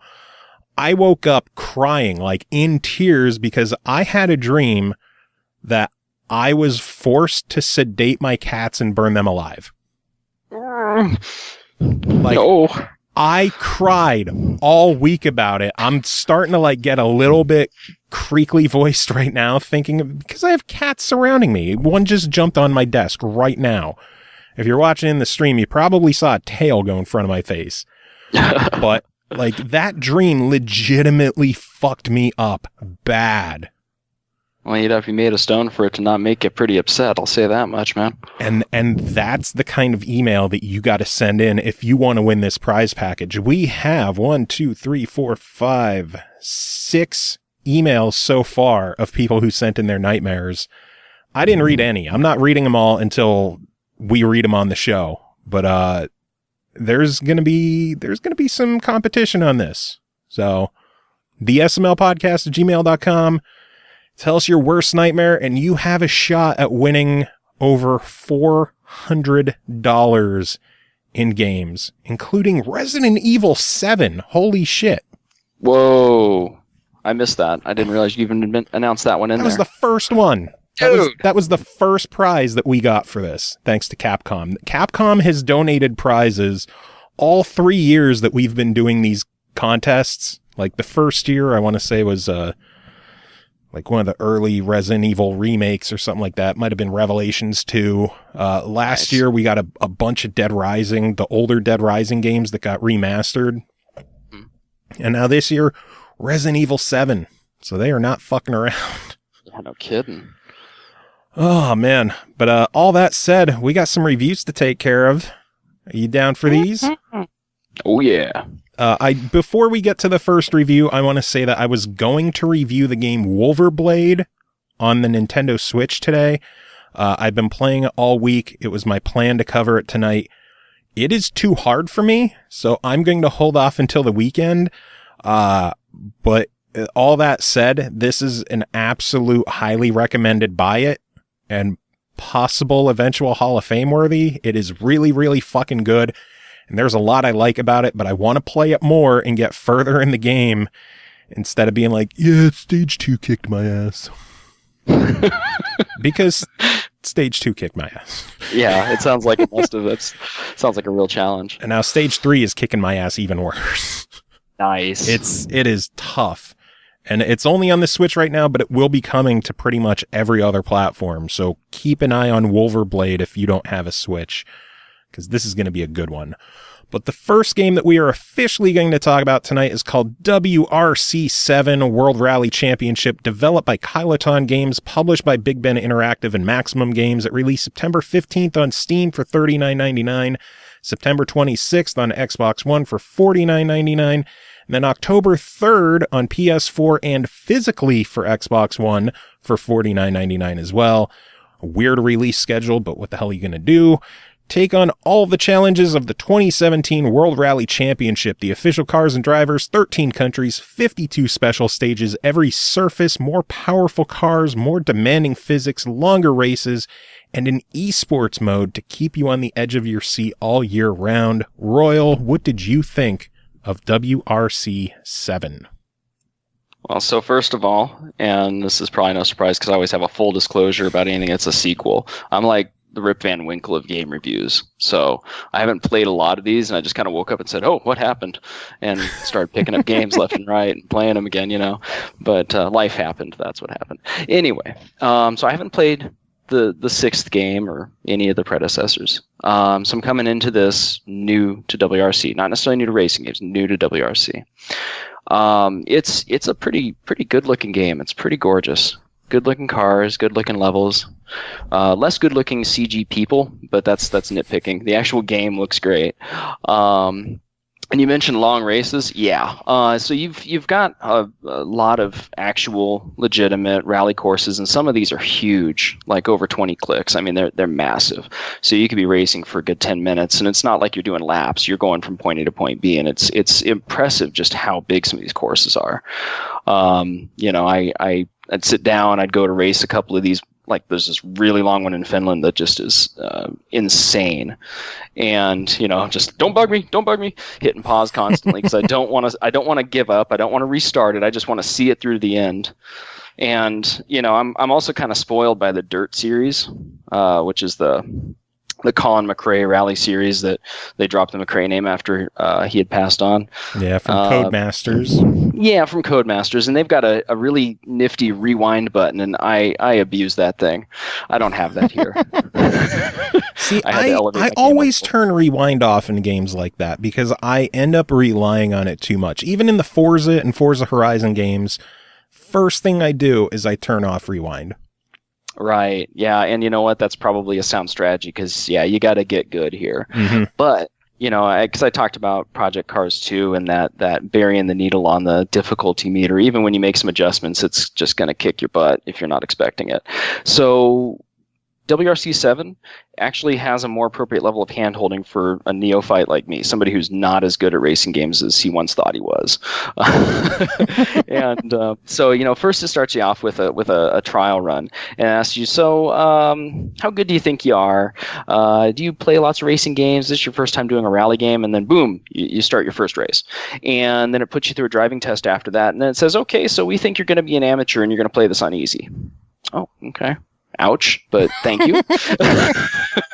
Ouch. You're right, but ouch. Yeah. I'm not going to deny it. I'm not going to deny any of that because it's once those adjustments were made, the game was not frustrating, but it does provide a healthy challenge, and not having the luxury of a rewind button makes easy kind of a relative term, of course, and there are a couple cases where I definitely wasn't coming in first, but it's got a lot of polish on the apple as far as that goes.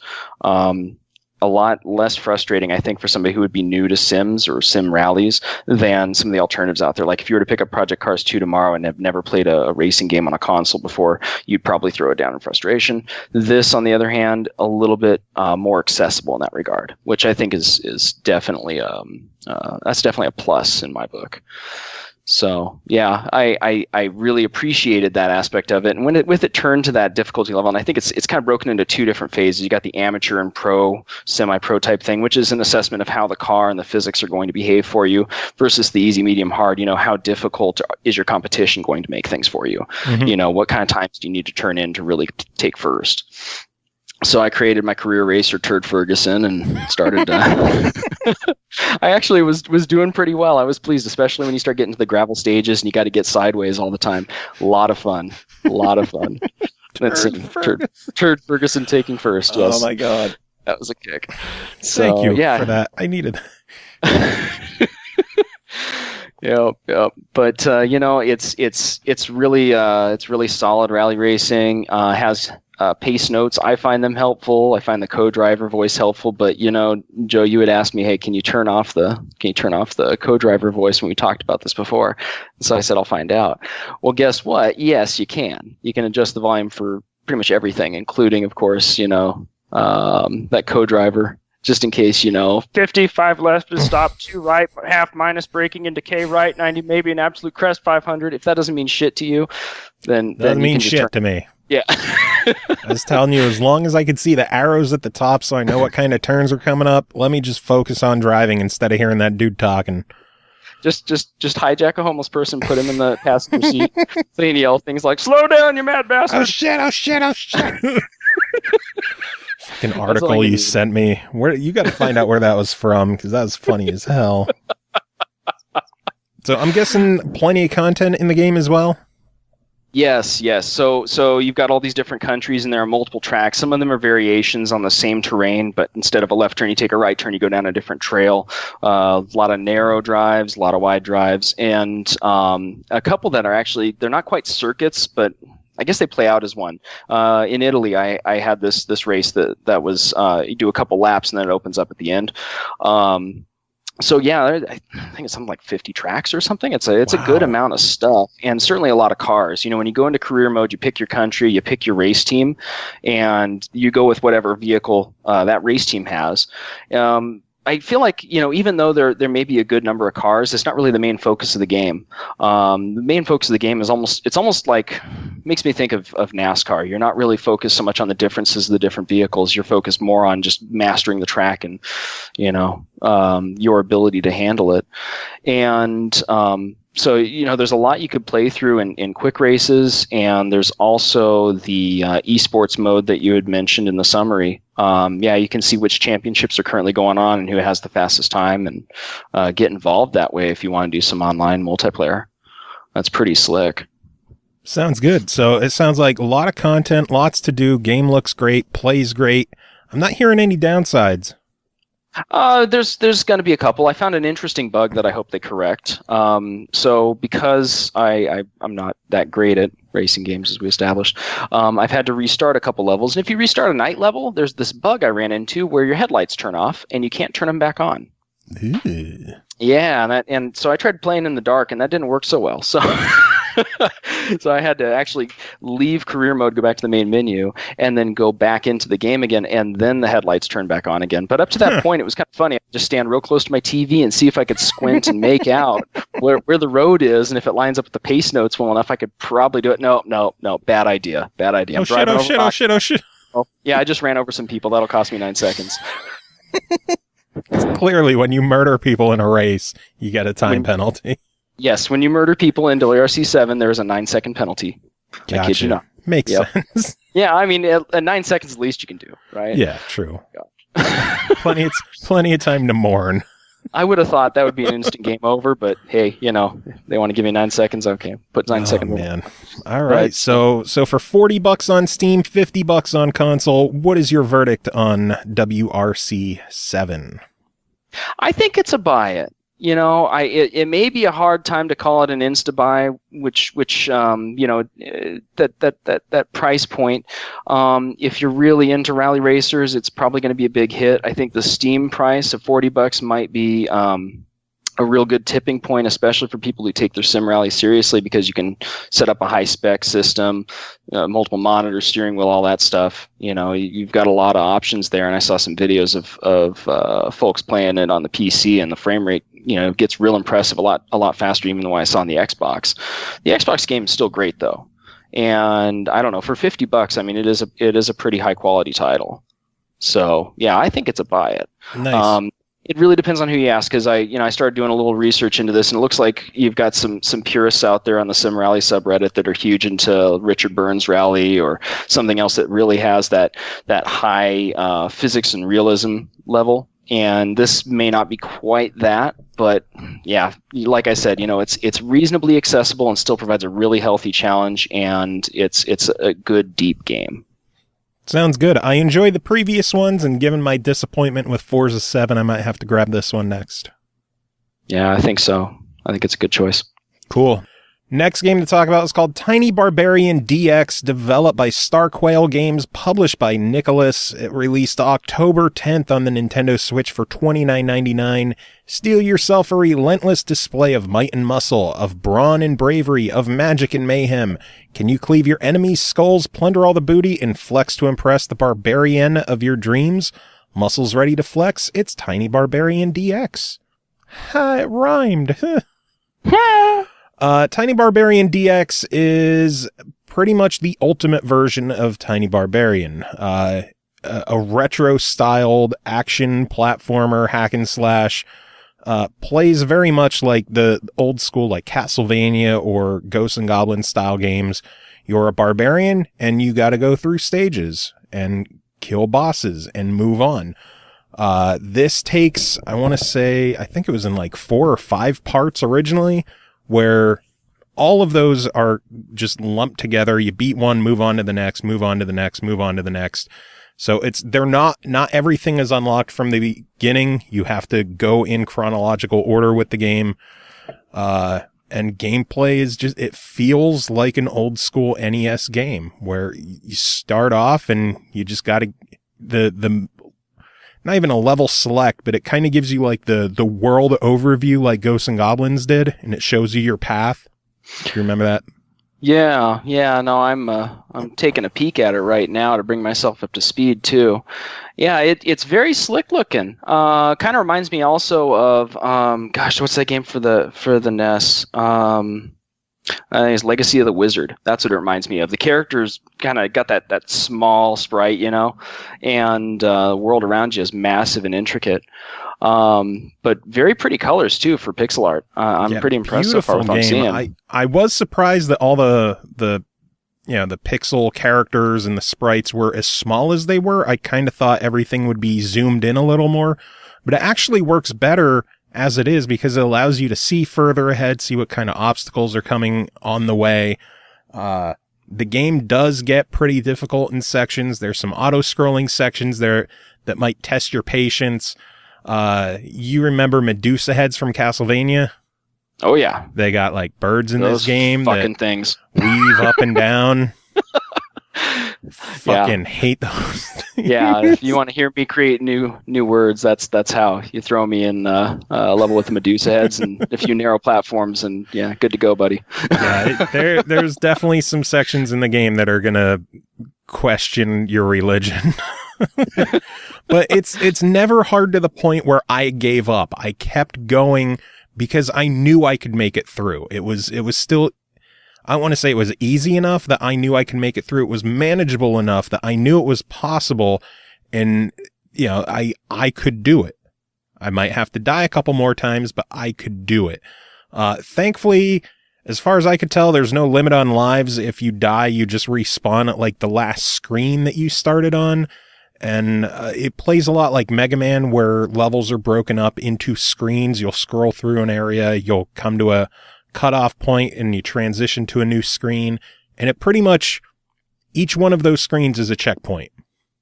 So it makes it very manageable that even if you die, you don't lose that much progress, and you can get back to where you were fairly quickly.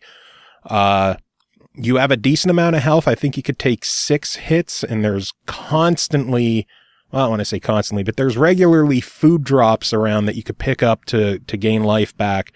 A lot of hidden stuff in walls, kind of like the wall chickens in Castlevania. A lot of like hidden diamonds and coins to get extra points, because everything has score to it. So you got to get the best score that you can. Yeah, I was noticing that as I'm looking through the screenshots. You have a score beneath your life meter, and it's kind of funny. In a lot of games, they use like the money aspect. You acquire money, you spend money. Is it like a financial thing, or is it just get the score so you can get the points. And I can see the point in that, because if you have the most complete run, you'll have the highest score theoretically. So you can brag to your friends about how well you do at Tiny Barbarian. Mm-hmm. And the game is a lot of fun. It plays great. It feels great. There were never times where I'm like, oh, I hit the button, what happened? Like, it felt fluid and it felt right. Everything felt as it should feel in one of these games. And the absolute shining star of this game is the soundtrack, because, oh my God, the soundtrack in this game is incredible. Yeah, it's very chiptune-y, isn't it? Mm-hmm. It is actually done by one of our friends, Jeff Ball, who we've featured his music on the show. I believe last Christmas time, he did a holiday version of one of the songs from Tiny Barbarian and added sleigh bells to it for our cool. show, because that's the dumb shit I do for Christmas time on this show. But I know the full soundtrack is available on Bandcamp. I'm actually going to be playing songs from the game on the show on this episode, so I'll have a link in the description for that. Some people might worry about the $30 price tag on the game, which I believe is part of the whole thing that Nicholas released a physical version of the game. And physical games on the Switch always seem to have like an extra $10 tax on them because cartridges are more expensive, I guess. But there's just so much content in the game that I think the $30 is a valid price. Mm-hmm. You might, if you're worried about the price, you could always wait. I'm sure we might see a sale on the digital version, or, get a physical at Best Buy where you could get the 20% off. I think it's worth it. And for $30, I got to give it a buy it. I think it's a lot of fun. It plays well. It looks great. The music is fantastic. And I think it's worth picking up. It's good stuff. That's good to know. I mean, you look at a lot of the retro indie titles that have become so in vogue, and there are going to be a few out there that might just be like a hollow cash grab. And if the play control isn't there, if the music and sound isn't there, then it becomes quickly obvious that they just might have aped the look of it, but never really captured the spirit of it. And sounds like this, on the other hand, like Tiny Barbarian DX, is really more about that bread and butter gameplay, part of what made Shovel Knight so successful. Yeah. But yeah, I think it's worth it. So if you got a Switch, pick it up. Moving on, next game to talk about is called Danger Zone, developed and published by Three Fields Entertainment. It released October 10th on the Xbox One for $12.99. Previously was available on PS4 and Steam. Welcome to the Danger Zone, our new virtual crash testing facility. Step into the shoes of a dangerous driver and survive a variety of challenging crash test scenarios. If you're feeling burnt out by congestion and jammed roads, take the highway to the Danger Zone. Take your revenge on rush hour traffic. This place is a paradise for those who like their driving flame grilled. Whee! Royal, what did you think of Danger Zone? So Norg introduced me to Burnout 2 like 15 years ago, and it had that crash mode in it, and that game was a kick. That was just awesome. So this reminded me a lot of that. When I saw the trailer, I was like, oh, yes, I'll review this. And so it's that same premise. You basically look at this traffic scenario, but it's very much in like a simulation or a test chamber. And the goal is rack up as much damage in dollars as you can by causing pileups, causing massive car crashes. But you also get a couple extra little benefits and tools to help improve your success rate. And one of those is the Smash Breaker power-up, which allows you to blow up your car arbitrarily. Whenever basically you feel like you're ready to mash that button, as long as you have that power-up, you can trigger an explosion. Timing that explosion and manipulating your car corpse you can kind of nudge it even after you're done driving to move it around to different crash sites and make even larger crashes is where it seems like a lot of the gameplay is. But it's a lot of fun because here's these 2, 3, 4 lanes of traffic, and you just dart in head first. You try to find the best possible spot to smack as many cars as you can. You blow yourself up as soon as you find the right opportunity. You roll your flaming remnants of whatever it was that you were driving into the next lane, blow up again, and it's deceptively difficult. I remember Burnout 2 actually wasn't very hard. I remember it was a lot of fun, but it was kind of a novelty play. Put a few hours in, have some fun. That we'd do over some levels to get a better damage score. And in this case, you have these medals, bronze, silver, and gold, based on how much damage you cause. What's the dollar figure that you rack up. And it's surprising how many times I had to retry the level and try to find the right spot to get a bronze. The challenge, and it's not frustrating, not generally. I mean, it was tough but fair. It's remarkably a lot more challenging and a lot deeper than I was expecting it to be.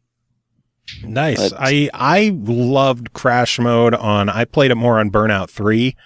But that was always my jam in these games, to just create the biggest domino effect of damage and destruction possible. Yeah, absolutely. It kind of bummed me out. I got Burnout Paradise, I think it was a game with gold, late last year. And I was thinking, okay, where's the crash mode? And if I remember correctly, Burnout Paradise didn't have one. If it did, I just never found it. It has a different crash mode in that the game is always crash mode. At any time, I believe you hit the 2 bumpers and it just immediately switches to crash mode, and you create as much destruction as you can, bouncing from cars to road. It's like an open world crash mode. It's not like the previous games where everything was laid out and it was more of a puzzle game. It was more of a destroy everything. Gotcha. Yeah, I was going to say this is more like a Twitch physics puzzle. I'm not sure how quite to describe it, but that's the best I can come up with, because those little minute differences in where you launch from, if there's a jump, or whether you hit the brake before you enter traffic, or any of that stuff, your point of entry, those all have a very significant impact on just how much damage you're going to rack up. Yeah. But on top of that, they also, because it's in this like simulation test chamber thing, it kind of looks like Tron. Very, very electronic looking, and it's got this grid underneath the road. And if you fall off into the grid, you de-res. They actually call it de-resing, and you lose. The simulation's over. So if you get knocked off the road, then no matter how many millions of dollars you might have racked up in that crash, it's all for naught. So you've got to add there's additional strategy to that, and that's part of the challenge, I think, that makes it so much more fresh. Nice. Yeah. And by the way, if this feels familiar, if you don't know, Three Fields Entertainment are people who were from Criterion and created the Burnout series. So there you go. That's why it feels familiar. They also did Dangerous Golf. Oh. Which is basically crash mode, but with, inside a house with a golf ball and expensive stuff laying everywhere. That sounds like a trip. I gotta try that out. Yeah, so basically they've refined their model then. That's fantastic. There are a couple things about it that I like, and a couple things I didn't like. And one of the things that I found notably absent is music. I know that with WRC7, which I reviewed earlier, and with Project Cars 2 and a lot of these other racing simulators, you're not going to have music. You're going to have a guy reading pace notes to you, or you're just going to hear, the ambience and the engine noise and the tires. And this is one of those games where you're not really caring about those details. There's no speedometer. There's no tachometer. You don't care about the fact you're driving a car, nor what the car can do specifically. It wouldn't have killed them to throw some music in there, I think. Would have been kind of nice. The game is very quiet, outside of all the really, nasty crunching and sirens and the horns and all the other noises that come with causing a multi-car pileup. And those are effective. That all sounds fine. I think it would have been nice if some music was thrown into the game. Makes sense. That's probably the biggest complaint I really have about the game, because otherwise it's a lot of fun and it provides a decent amount of challenge. Like I said, it's surprisingly more difficult and more deep than I thought it was going to be. Nice. I know I grabbed this one myself and I can't wait to dive into it. I've been having some technical issues with my console on this end, but I can't wait to dive into it. I've been excited for this one for a while. I was disappointed when it was originally announced only for PS4 and Steam, and I'm glad that it's finally out on Xbox. Yeah, you and me both. So, excellent choice. $13. What's your verdict? Oh, buy it. $13, buy it. Nice. I mean, how can you go wrong, really? If smashing cars and creating multi-car pileups doesn't sound like fun to you, don't buy it. But I would say buy it. No, this is practically an insta buy at that price, because it's definitely hours of fun. If this doesn't really do it for you, I guess you've got something to debate there. But for me, it's a buy it. A lot of fun, and reminded me a lot of what I enjoyed about Burnout 2 when I was first introduced to it. Sounds good. Well, do you got a couple more minutes to do some email reviews quick? Yeah, I can do an email review. Sounds good. Well, I'm going to do one first, so you could wait. Go ahead. All right. Next game to talk about is called Mushroom Wars 2, developed and published by Zillion Whales. It released October 6th on Steam for $14.99, coming later to Xbox and PS4. In Mushroom Wars 2, enemy tribes of feisty mushroom creatures face off in a short but fierce RTS battles. Step into the shoes of a fearless mushroom commander, choose a hero to lead your army, and take control of the battlefield in a variety of multiplayer modes or challenging story campaign. Dark Mika wrote in a review for this one, and here it is.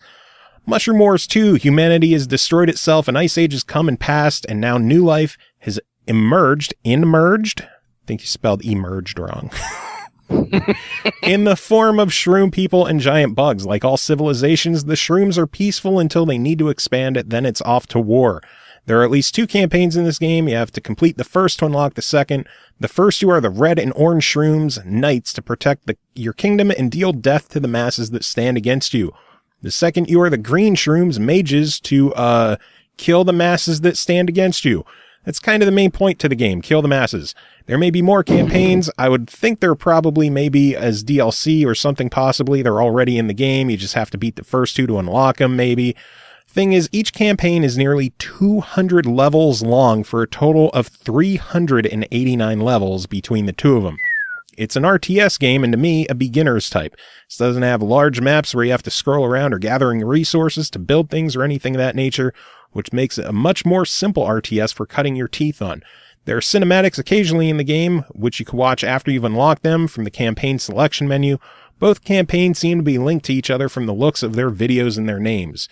The game is cute, it's long, the music is gorgeous, it can be played on fairly low-spec Windows 7 computers, which is nice for peasants like myself. The controls are made for keyboard and mouse, or just mouse even. There's no controller support, it seems, which is fine, as this game works better for mouse and keyboard anyways. There's no key binding options, which isn't good for foreign countries that don't use QWERTY keyboards, but, well, I'm American, so America, fuck yeah. America! They're very basic controls. As stated, it can be used with just the mouse. Keyboard use is up to the player. It can make things faster if you don't have to go into the tiny menus that are super fast to get into anyways. As such, if you only have one arm, the game is still easily and quickly playable, which is nice, for the one-armed people out there. The plots are, well, basic. They're only displayed in little cinematics, of which there are 8 in almost 400 levels. 5 in the first campaign, 3 in the second. That should give you an idea of how important and deep the plot is. The cinematics are beautiful, though, just like the entire game. Fairly colorful and bright and cheery, even though you're wholesale slaughtering other fungi for supremacy via genocide. However, it's not easy, even on easy. Usually these variants of the RTS are easy until rather late in the game, but even within the first 3 real levels, I nearly lost on 2 of them. This game ramps up the difficulty quickly, and this is on easy again. You need to play smart, something that requires time, patience, and experience, or try to brute force your way, like me, through a level, which will work at first. Later on, you won't win by brute forcing. Most of these, you can brute force half the game or more, learning slowly that brute force won't work, and learning how to play smart. This game, it expects you to know or have a good idea of how to play smart from the get-go. Little bit of redundancy there, but... The multiplayer. This is a skill-based game. It matches you with randoms, which means if you're against someone new, you're likely to win or at least have a 50-50 chance. If you're placed against a vet, you're fucked. You can also play with friends, thankfully, providing you have any and they like this type of game. There seems to be ranking, but that doesn't look to affect who you actually play with at all, which makes rankings pointless other than to have a dick measuring contest with others. That being said, if you're good and want a challenge, the multiplayer will be mostly just vets rather quickly, simply because it's not fun to lose constantly without any real chance of winning. As such, you will have stiff competition in this. Overall, this type of game is great for beginners to the genre, but this one specifically I wouldn't suggest anyone to start on directly. If you're newer but have played RTSs before, get this, it will bump you closer to the large-scale games. If you play the larger ones already, then this might be a bit easier and still help you keep your mind sharp. Plus, it's cute, so yeah. At $15, currently on sale for $13, my vote is it's a complete no if you hate RTS or just starting, but an absolute yes for everyone else. I have no idea if it's still on sale myself. I didn't check. But I'd imagine it is, maybe. I don't know. I should probably look that up, shouldn't I? No purchase necessary. Terms and conditions may apply. Your mileage may vary. Indeed. I'm not responsible for lost or misdirected packages, something like that. Anyway, next email review is for the game Shiny, developed by Garage227, published by 1C Company. This one released October 11th on Xbox One for $9.99. Left to fend for himself after mankind abandoned the doomed planet Aurora, robot Kramer 227 must find a way through 20 action-packed levels and rescue his robotic friends before Aurora crashes into its sun. Dark Mika wrote this one as well, and Royal, you're going to check this one out. So what does she have to say? Shiny is a platformer where you play as a robot. You and your robot buddies put together and power a spaceship to save humans who immediately left without all of you, because we're dicks like that. The power goes out as you drain the power from its facility to power the ship. For plot reasons, all your friends are powered off, all mysterious-like, and it's your job to repower, to save them, and to collect enough batteries from the factory to power another ship so the robots can get off the planet too. There are very few cutscenes, maybe 5, 2 at the start, and the last few within the last few levels, which is good because the cutscenes aren't very good currently. There's a patch in the works, and hopefully it solves the issues where the shadows will flicker in and out of existence, or the models move janky, and the visual quality jumps around from where detail comes and goes on everything. The biggest worry on the visual quality is that sometimes lighting flickers a lot, sometimes colors do too. So if you have seizures due to that, you probably shouldn't play this game. Happens a lot in cutscenes and occasionally during levels. Thankfully, the game is mostly platforming to get your dead robot buddies, to revive them and to collect batteries without dying, and the graphics for that are decent. Not great, but good. The music, however, is beautiful. It's nice and soft and melodic, so it's very calm, at least most of the time. Other times it gets hyped for the few levels where you have to run to escape certain doom. In these instances, it's more of a runner mixed with a platformer. Both ways of playing are actually really fun. Along the way, you'll find all these things that are obstacles: pitfalls, spinning blades, falling rocks, etc. Luckily, there are generators that you revive at if you die, but each one can only be used a certain number of times, and that number is listed on the individual generator, almost all of which give you significantly more respawns than you should need. If you lose all your generator lives, you have to restart the mission completely. There's a level select in the options that lets you replay levels you've already beaten, also from scratch. Both of these are a bit annoying because you have to collect every battery and save all your friends for achievements, which means you need to make sure to get 100% of each in a playthrough of a level, which is sometimes a pain in the ass, even on easy. There are counters in the level telling you how many you have out of the total for that level, but that's only during the level. In level select, it doesn't tell you. As such, you need to obtain everything in one go so you know that the level is finished, because if you forget, you'll be playing it all over again, level by level. Yeah. Jumping is sometimes infuriating, as its registering is finicky sometimes. No idea why. Just sometimes it seems to want to flip you the bird for no reason. Controlling yourself when you're in the air is difficult, but overall, control is pretty decent in this game, and you might have to get used to it, because it feels different from other games, but still pretty good. Through all those negatives, I did rather enjoy trying to find and collect everything. I think with the upcoming update, the issues listed above might be dealt with. So for $10, it'll give you at least 4 hours worth of fun if you just speed through it, if not more. And doing it on something more than easy and or trying to collect everything will likely double that.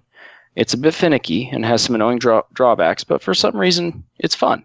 And I don't think it'll be a hard completion, so I say, fuck it, why not? It's a nice, cheapo, easy completion, if nothing else. If they fix the graphical issues and fix the glitches in the levels that prevent achievements, I'd say this game would be raised up to a total buy. It's fairly easy, it's cute, and it's fun, and even with its drawbacks, thinking about it makes me smile. The only ones that should stay away from this are people who have seizures due to flickering lighting. Yeah, that sounds like something they gotta step in and correct.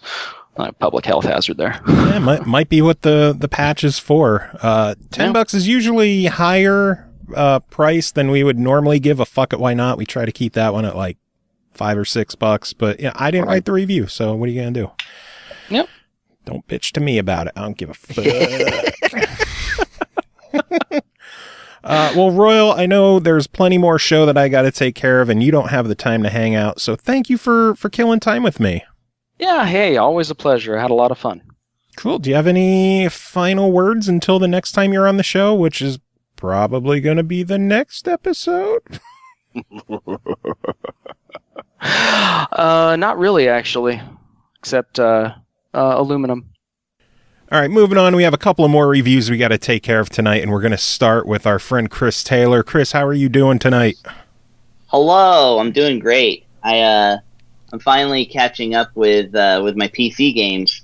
I just installed and started playing Daggerfall, so now I'm up to 1996. Oh, you're getting there.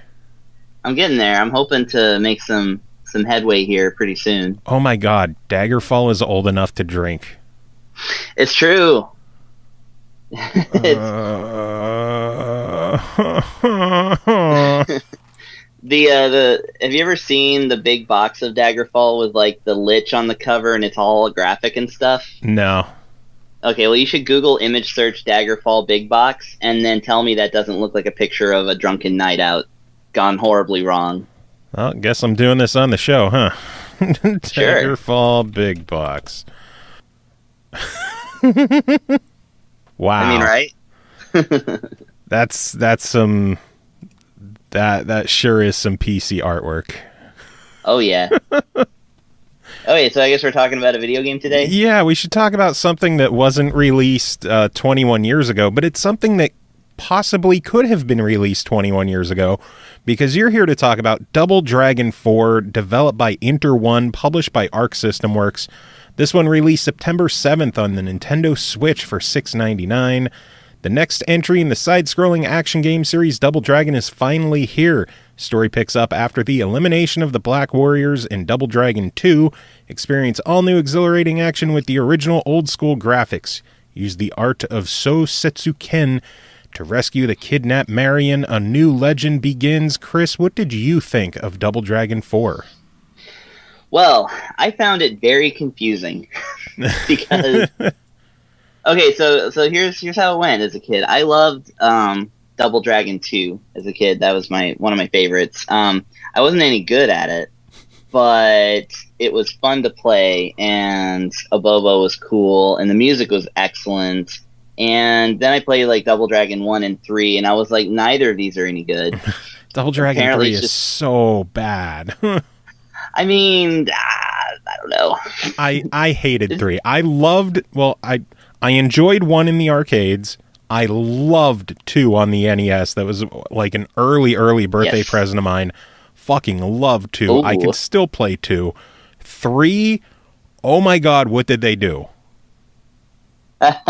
Yeah, exactly. And now 4, it just like completely ignores the fact that 3 ever existed, which I think is funny.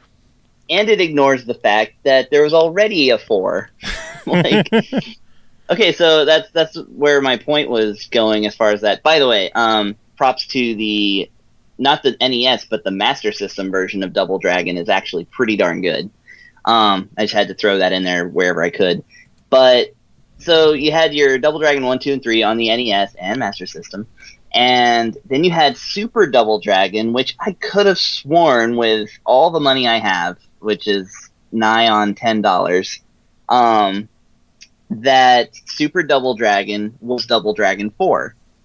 I was like, so sure. In fact, when they released that kind of weird fighting game like a few years later, Double Dragon 5, The Shadow Falls, I was like, well, that clinches it, because there's only one other game. That has to be 4. But it turns out it's just Super Double Dragon. And so this Double Dragon 4 is not a remake. It's not a direct.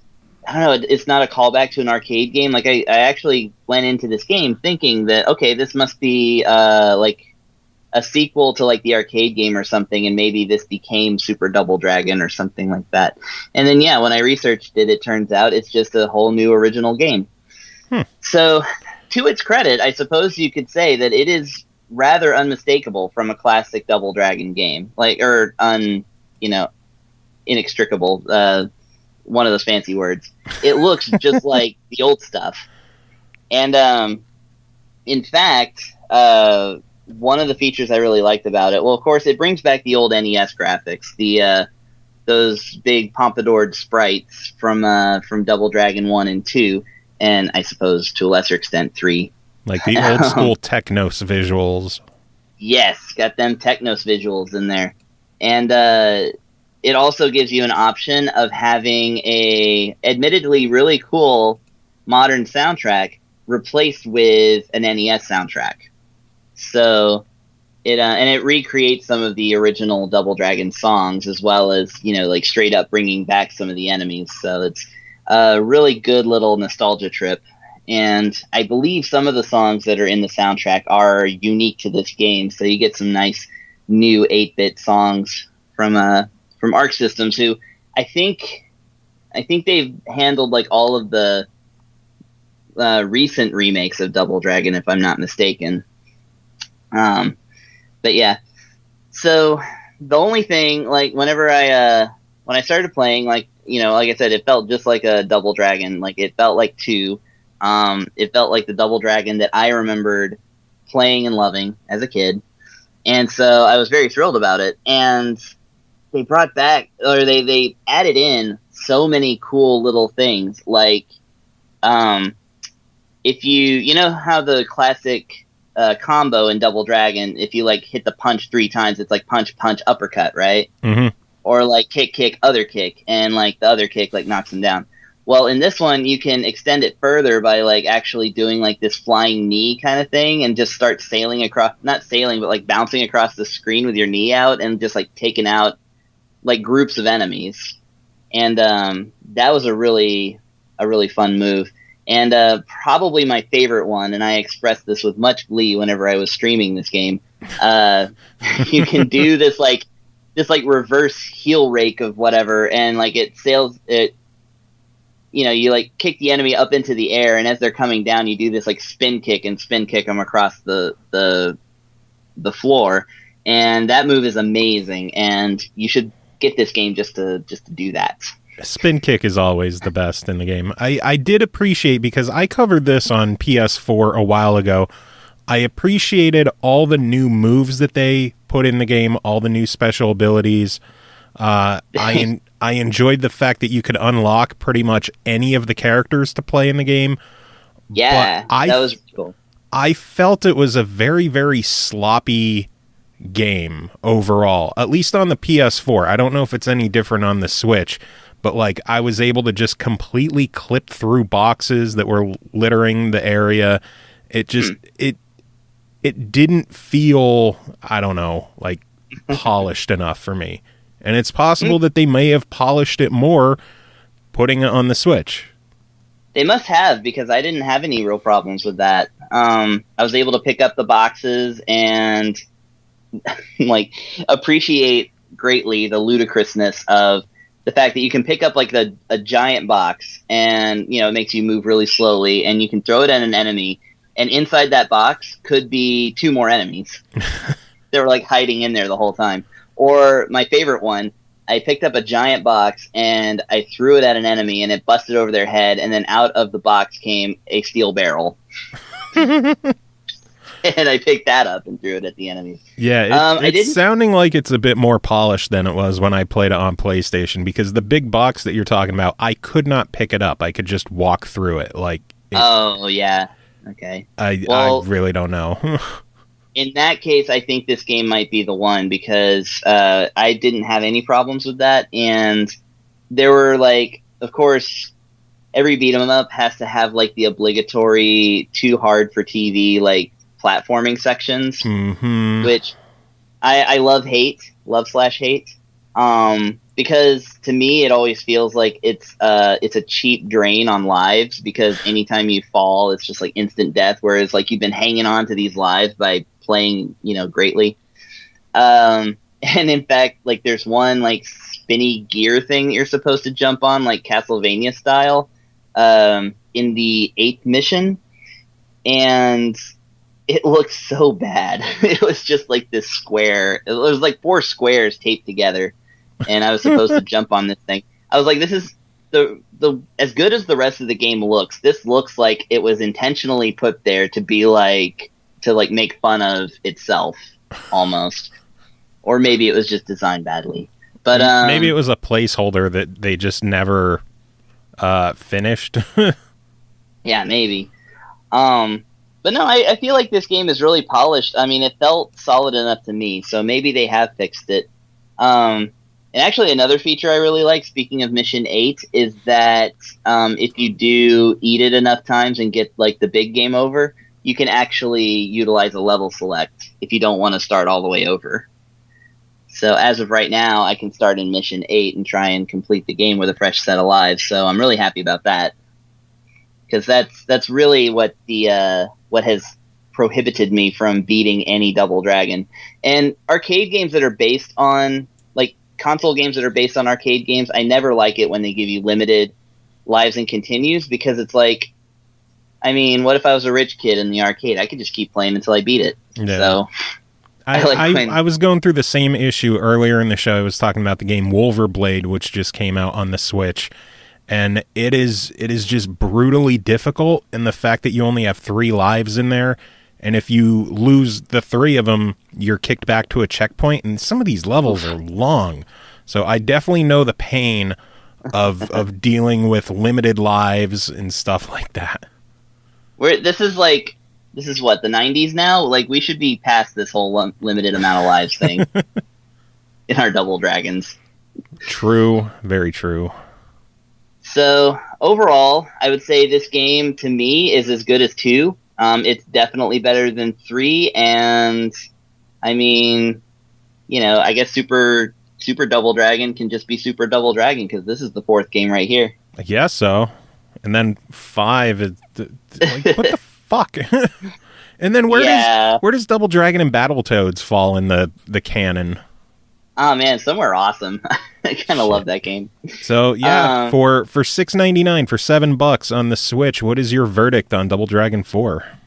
Absolutely purchase it. I mean, if you're a fan of anything Double Dragon or that old school techno stuff, I mean, besides River City Ransom, because it's not as fast as that one. But, I mean, this is a game I would have expected to be more like $10 or $15, because they really seem to put a lot into it. If you in any way pine for the old, you know, clunky arcade beat-em-ups, this is a good entry. And it's a great addition to your Switch. It looks really good. Like, the colors are amazing, and the soundtrack's great, plays well on portable, and it's 2-player, so... I am very happy to hear that it apparently has been a lot more polished from the PS4 release. I might have to pick this up on the Switch then and give it another go. Do it. Well, I'll play you. We'll beat each other up. I get to be a Bobo. I don't know. I think I look more like a Bobo in real life. Actually, yeah, that's true. You better be a Bobo. I'm fat a Bobo. I always thought as a kid that a Bobo was fat, but it turns out he just has a big head. Yeah. Anyway, thanks for joining and talking about Double Dragon. I know you'll be back on again soon. Any final words? I'm just looking for a Bobo in this thing, but actually, yeah, I wanted to mention one more thing about this game. Make sure you change the controls, because the default controls are ridiculous. They're just so bad. But you can change them to whatever you want. So get yourself a good control scheme. And that's my final word on that. All right, moving on. Next game to talk about is called Tumblestone, developed and published by the Quantum Astrophysicists Guild. It released October 5th on the Nintendo Switch for $14.99. Tumblestone is the first original action puzzle game of the past 15 years. Race your friends in multiplayer or challenge yourself in story mode. Solve progressively more difficult and creative puzzles. Help a sausage make friends, and find out what happened to the Tumble Crown. To cover this one and a couple of other Switch games, we're bringing in our friend Tim Ekibus. Tim, how are you doing today, sir? Good. Such a bold claim. First new action puzzle game in 15 years. Well, if you think about it, how many puzzle games are just more of the same thing with a slight tweak to it? And like this one was actually different. I guess it was. So what did you think of Tumblestone? Well, it didn't set my... Okay, so, yeah. So in this game, it's a little bit magical drop-ish. and that you are, well, kind of, sort of, not really.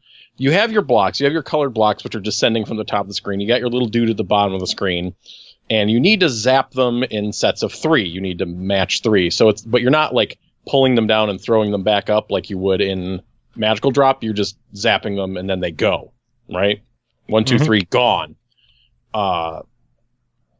And that's how it goes. There, that's the game. That's how you play Tumblestone. There, have you done? No. So it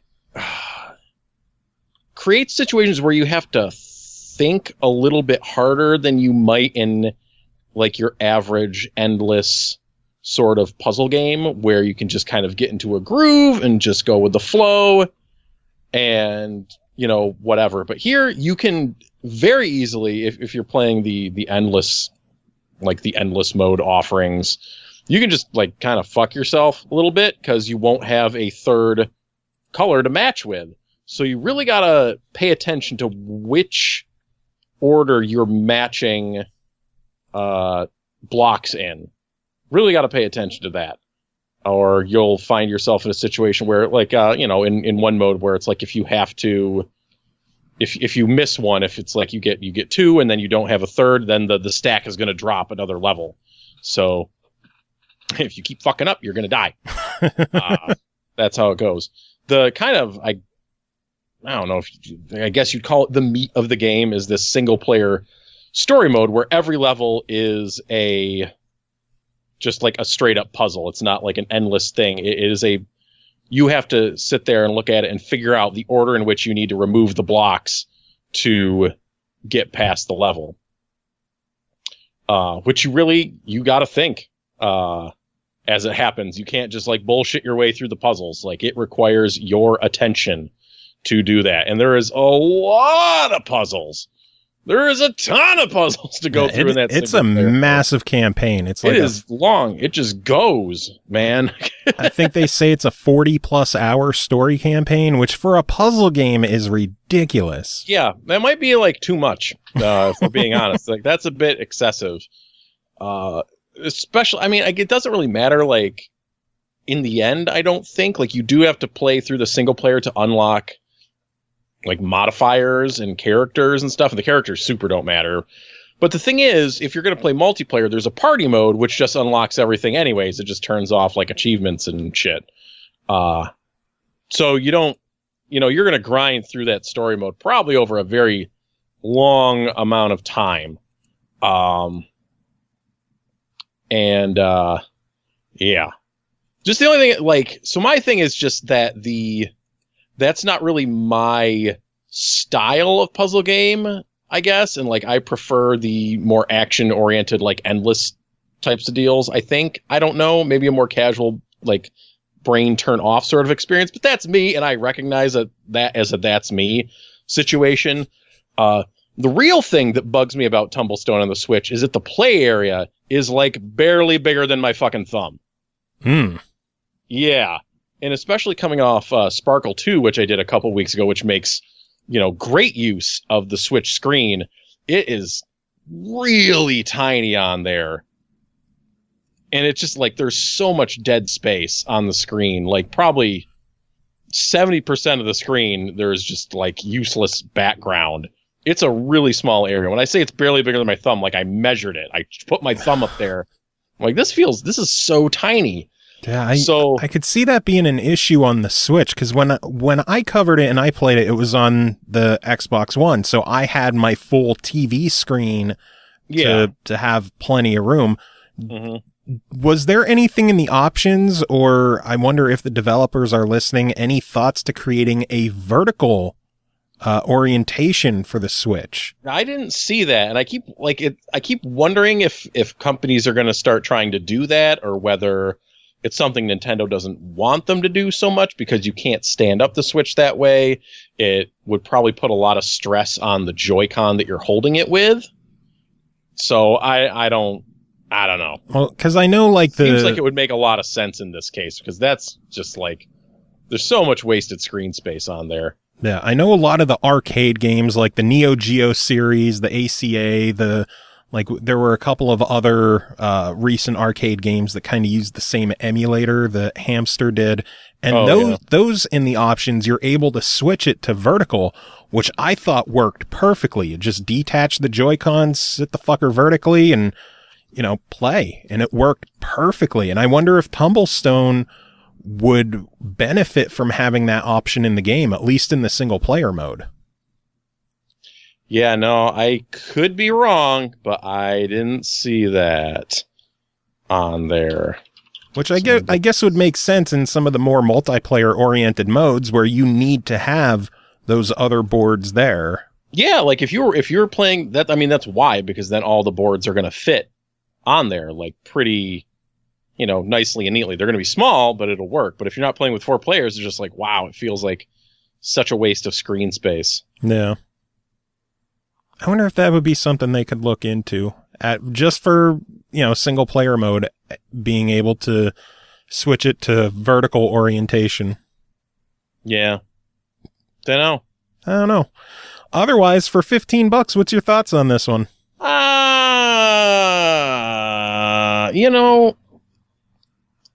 gonna give it a try it. It's gonna be a try it. An average try it, I think. You just don't like the puzzle game. I don't. Yeah. I really enjoyed it when I covered it on the Xbox, and I'm kind of curious if there's any content differences, because I know the game is normally $24.99 on Steam and on PlayStation. Wow. That's pretty good value right there if you're just looking to get the game, I'll say that. Saving money. Though, honestly, I'd say like if you were going to get a puzzle game that I've talked about in the past few weeks, to get Sparkle 2 first. It just looks better on the screen. It's like half the price. It's probably less puzzles. I'm sure it's fucking less puzzles, but I think it'll scratch the itch. But moving on! It's hard to beat a 40-hour puzzle campaign if you're looking for amount of content. If you're looking for that value, like, holy crap.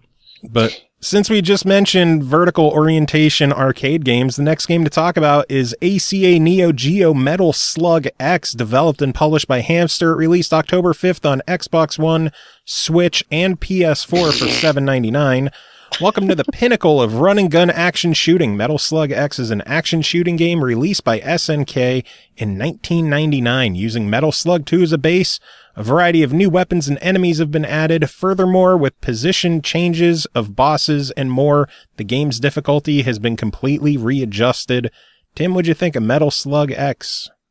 All right, well, I have played a lot of Metal Slug in my day, sir. Actually, the weekend that I had my child, I was at the hospital playing the Metal Slug Anthology on my PSP. I thought you were going to say they had a Metal Slug arcade cabinet in the hospital. Yeah, and I was just like, child, what? No, play Metal Slug. So this is like... Honey, I know you're in labor. Do you have a quarter? Yeah, no biggie. Just, I'm just wondering. Get the fuck out of here! Yeah. Oh my God, So this is the 4th, by the looks of it, Metal Slug game to hit the Switch, after 3 or 1, 2, and 3 are all on here, and now Metal Slug X is on here. Yeah, Metal Slug X is on. Yeah, Mega Man X is on here too. Man, I wish that would be cool. So Metal Slug X is basically a better version of Metal Slug 2. And in my opinion, that still makes it like the 3rd best Metal Slug game. I think 3 is the best, like hands down. 3 is the best. 1 will always have a special place as like the first one I played a shitload of. And Metal Slug X is also a cool Metal Slug game. Certainly better than 2 and better than, any of the Playmore ones that came after. It's a great, what to say about Metal Slug? I mean, people should be aware of what Metal Slug is at this point. It's a running a gun game. It's like Contra. It was meant to eat all your goddamn quarters back in the day, and it will. I mean, fortunately, though, so it's a nice package. It has the American release. It has the Japanese release. The difference being that in the Japanese release, the characters, when you kill them, bleed. They spurt out blood instead of, I guess, sweat. I guess that's... the old Mortal Kombat Super Nintendo versus Genesis comparison. The lack of red bodily fluid never, it doesn't bother me, really. It's but it's nice that they're both there. I think that's cool. There's also a couple of score attack modes. There's just like a straight up, I think it's just called score attack. And then there's one that's timed to see like how high a score you can get in 5 minutes. And there's caravan mode. Yeah. Which those modes are all standard in the ACA Neo Geo series that Hamsters good. Put out. Sure. That's good stuff. That's good stuff there on the package. I felt like playing the game, there was more slowdown than I was accustomed to in a Metal Slug game. Like, I've never played a Metal Slug game that like didn't have some little bit of slowdown. These games push a lot of sprites around the screen at a time. And it felt like this one, maybe it was all in my head, maybe it's just been a while, but it felt like it was a little more sluggish than other versions that I played. But the thing is, when it comes down to it, it's just a matter of like how much Metal Slug do you want on the Switch? Because for me, you should probably get 3 first and then 1 first. And then if you still want more Metal Slug, you should look at Metal Slug X. But that's it. It is what it is. You know, it has like a full suite of like emulator, stuff on there, save states and stuff dip to do. Switches. You can dip switches, the difficulty and drop in as many coins as you want. Yeah, it's a lot of vertical. Sure. Yeah, go nuts with it. And it's, a good solid version of the game in that sense. Cool. So for $8, your verdict?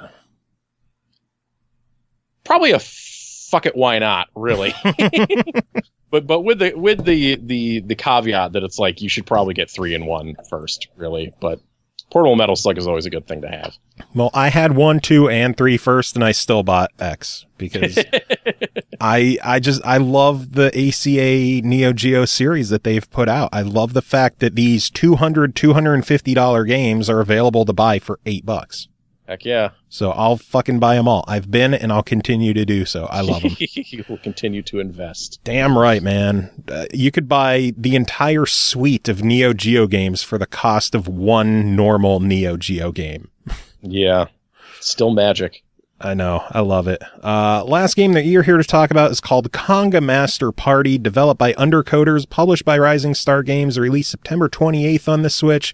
For $9.95, got to throw a 5 in there to fuck with us. What are you, Walmart? The dance floor fills, the line gets longer. Come on down, it's time to conga. Shake your virtual hips to the ridiculously fun arcade action of Conga Master as everyone fights to make the longest conga line possible. No rhythm required, anyone can conga. I loved this game on the Xbox One. I want to know your thoughts on the Switch version. So I just imagine this is like what No Way Jose, like this is how he lives his life. Like that's all I could think of the entire time I'm playing this game. Like I just have his theme running in the back of my head. Just no way, Jose, no way, Jose. Yeah, like literally this has to be what he does all the time.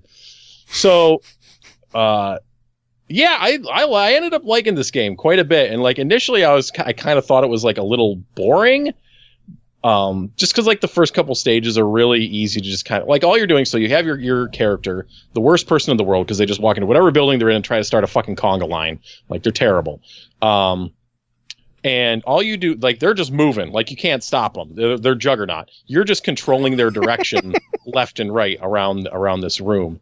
And the idea is to kind of orbit yourself around various people that are up for getting into a conga line and then slowly seduce them by just never leaving them alone. So, after a few seconds, like kind of congaing around someone, they will join the conga line and then your conga line grows and it's easier to get more people into it as you snake around. Has like kind of almost a Katamari-ish vibe, especially since there's some levels later on that you need to have a conga line of X length to get into certain areas. Excuse me. And also that there's kind of a lot of random weirdness in the levels, much like Katamari even with would. the characters, there's some fucking crazy characters in this game. Yeah, and each stage has some hazards that will mess with you, like generally things that are on the floor that will make you slip or bounce off of. There's like some big buff dude that you'll just bounce off of. There's a janitor who makes like a streak of water on the floor, like banana peels, and banana peels kind of suck because they can really easily hide behind people sometimes. But as you're conging around, you have to look out for them. You have to be careful not to bump into people that you're trying to get into your line, because that will piss them off momentarily, and you'll lose whatever charm you put on them. So the idea is you have to get a certain amount of like 4 different types of people, like smart people, lovers, people that like hats, and then there's like another symbol. I don't remember what it is. I think it's smart people, cool people, cool the people. hats, That's right. And then the love. I assume hats is like sophisticated people because it's a top hat. Maybe. So you need to get a certain number of each of those people in your line, and then you are allowed to exit the venue that you're in. And if your conga line loses momentum, you will fail the level. You gain momentum by, picking up people, but especially by picking up multiple people at once, which is really important as you get to later stages, because otherwise you'll just fucking fail. So you really got to try to like spread the love and spread your little conga snake around so that you get like 3 or 4 people at a time to refill your momentum meter. And then between stages, you run down the street while aliens abduct the people at the back of your conga line. Seems weird. Are you an alien agent? Is this just what's going on here? I don't know. But yeah, it's fun. It's got like 8 or 9, 10 stages, something like that. And as you play through the single player, you unlock more stages for the multiplayer modes, which is where I think this game probably really has great potential on the Switch. I was only able to do like a little bit of multiplayer, but it has 4-person multiplayer with 2 Joy-Cons. Oh, wow. Because all you need to do is hit left and right. So you can sit there and share a Joy-Con. One person can use the stick. The other person can use the buttons just to steer people. So you can have 4 players just with your Switch right out of the box. And that's pretty cool and obviously funny because you have to get very close to your friends in order to play. Get intimate. Yeah, there's a bunch of different modes, pretty much all of which have some kind of ridiculous parody name, which I won't just spoil them all here, though I'll say one of them is Conga Combat, which is which obviously Mortal Kombat parody, where it's like you have to go into an area, you have like a certain amount of time to pick up a bunch of pigs into your conga line, and then you have to knock pigs out of your opponent's conga lines. But the touch that I love is that it has some very Mortal Kombat-esque like music in the background that I really appreciate, like going that extra mile. But it's cool, they got just like, get the longest conga line. There's like some cooperative stuff, just trying to get the most people in general. There's like a bunch of different modes. There's probably like at least a half dozen of them. So it seems like there's a lot of potential there to have a lot of fun with it if just bringing it around and picking up 4 friends, Yeah, even without extra controllers, that's really cool that you could do 4 players out of the box. Yeah, hell yeah. And there's a decent amount of single player content. Like, you'll get a good couple hours out of it.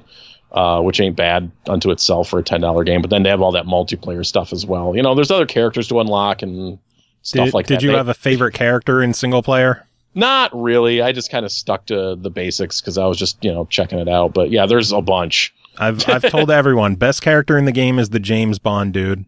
No, that makes sense. His stats are just perfect with a great balance of speed and attraction. There were times I had like a conga line of like 150 people using him. Jesus. Yeah, he's fucking awesome. It was to the point where I would just walk around and my conga line was so long that I didn't have to circle around people. I would just have a long enough line that everyone would keep coming in. Nice. It was awesome.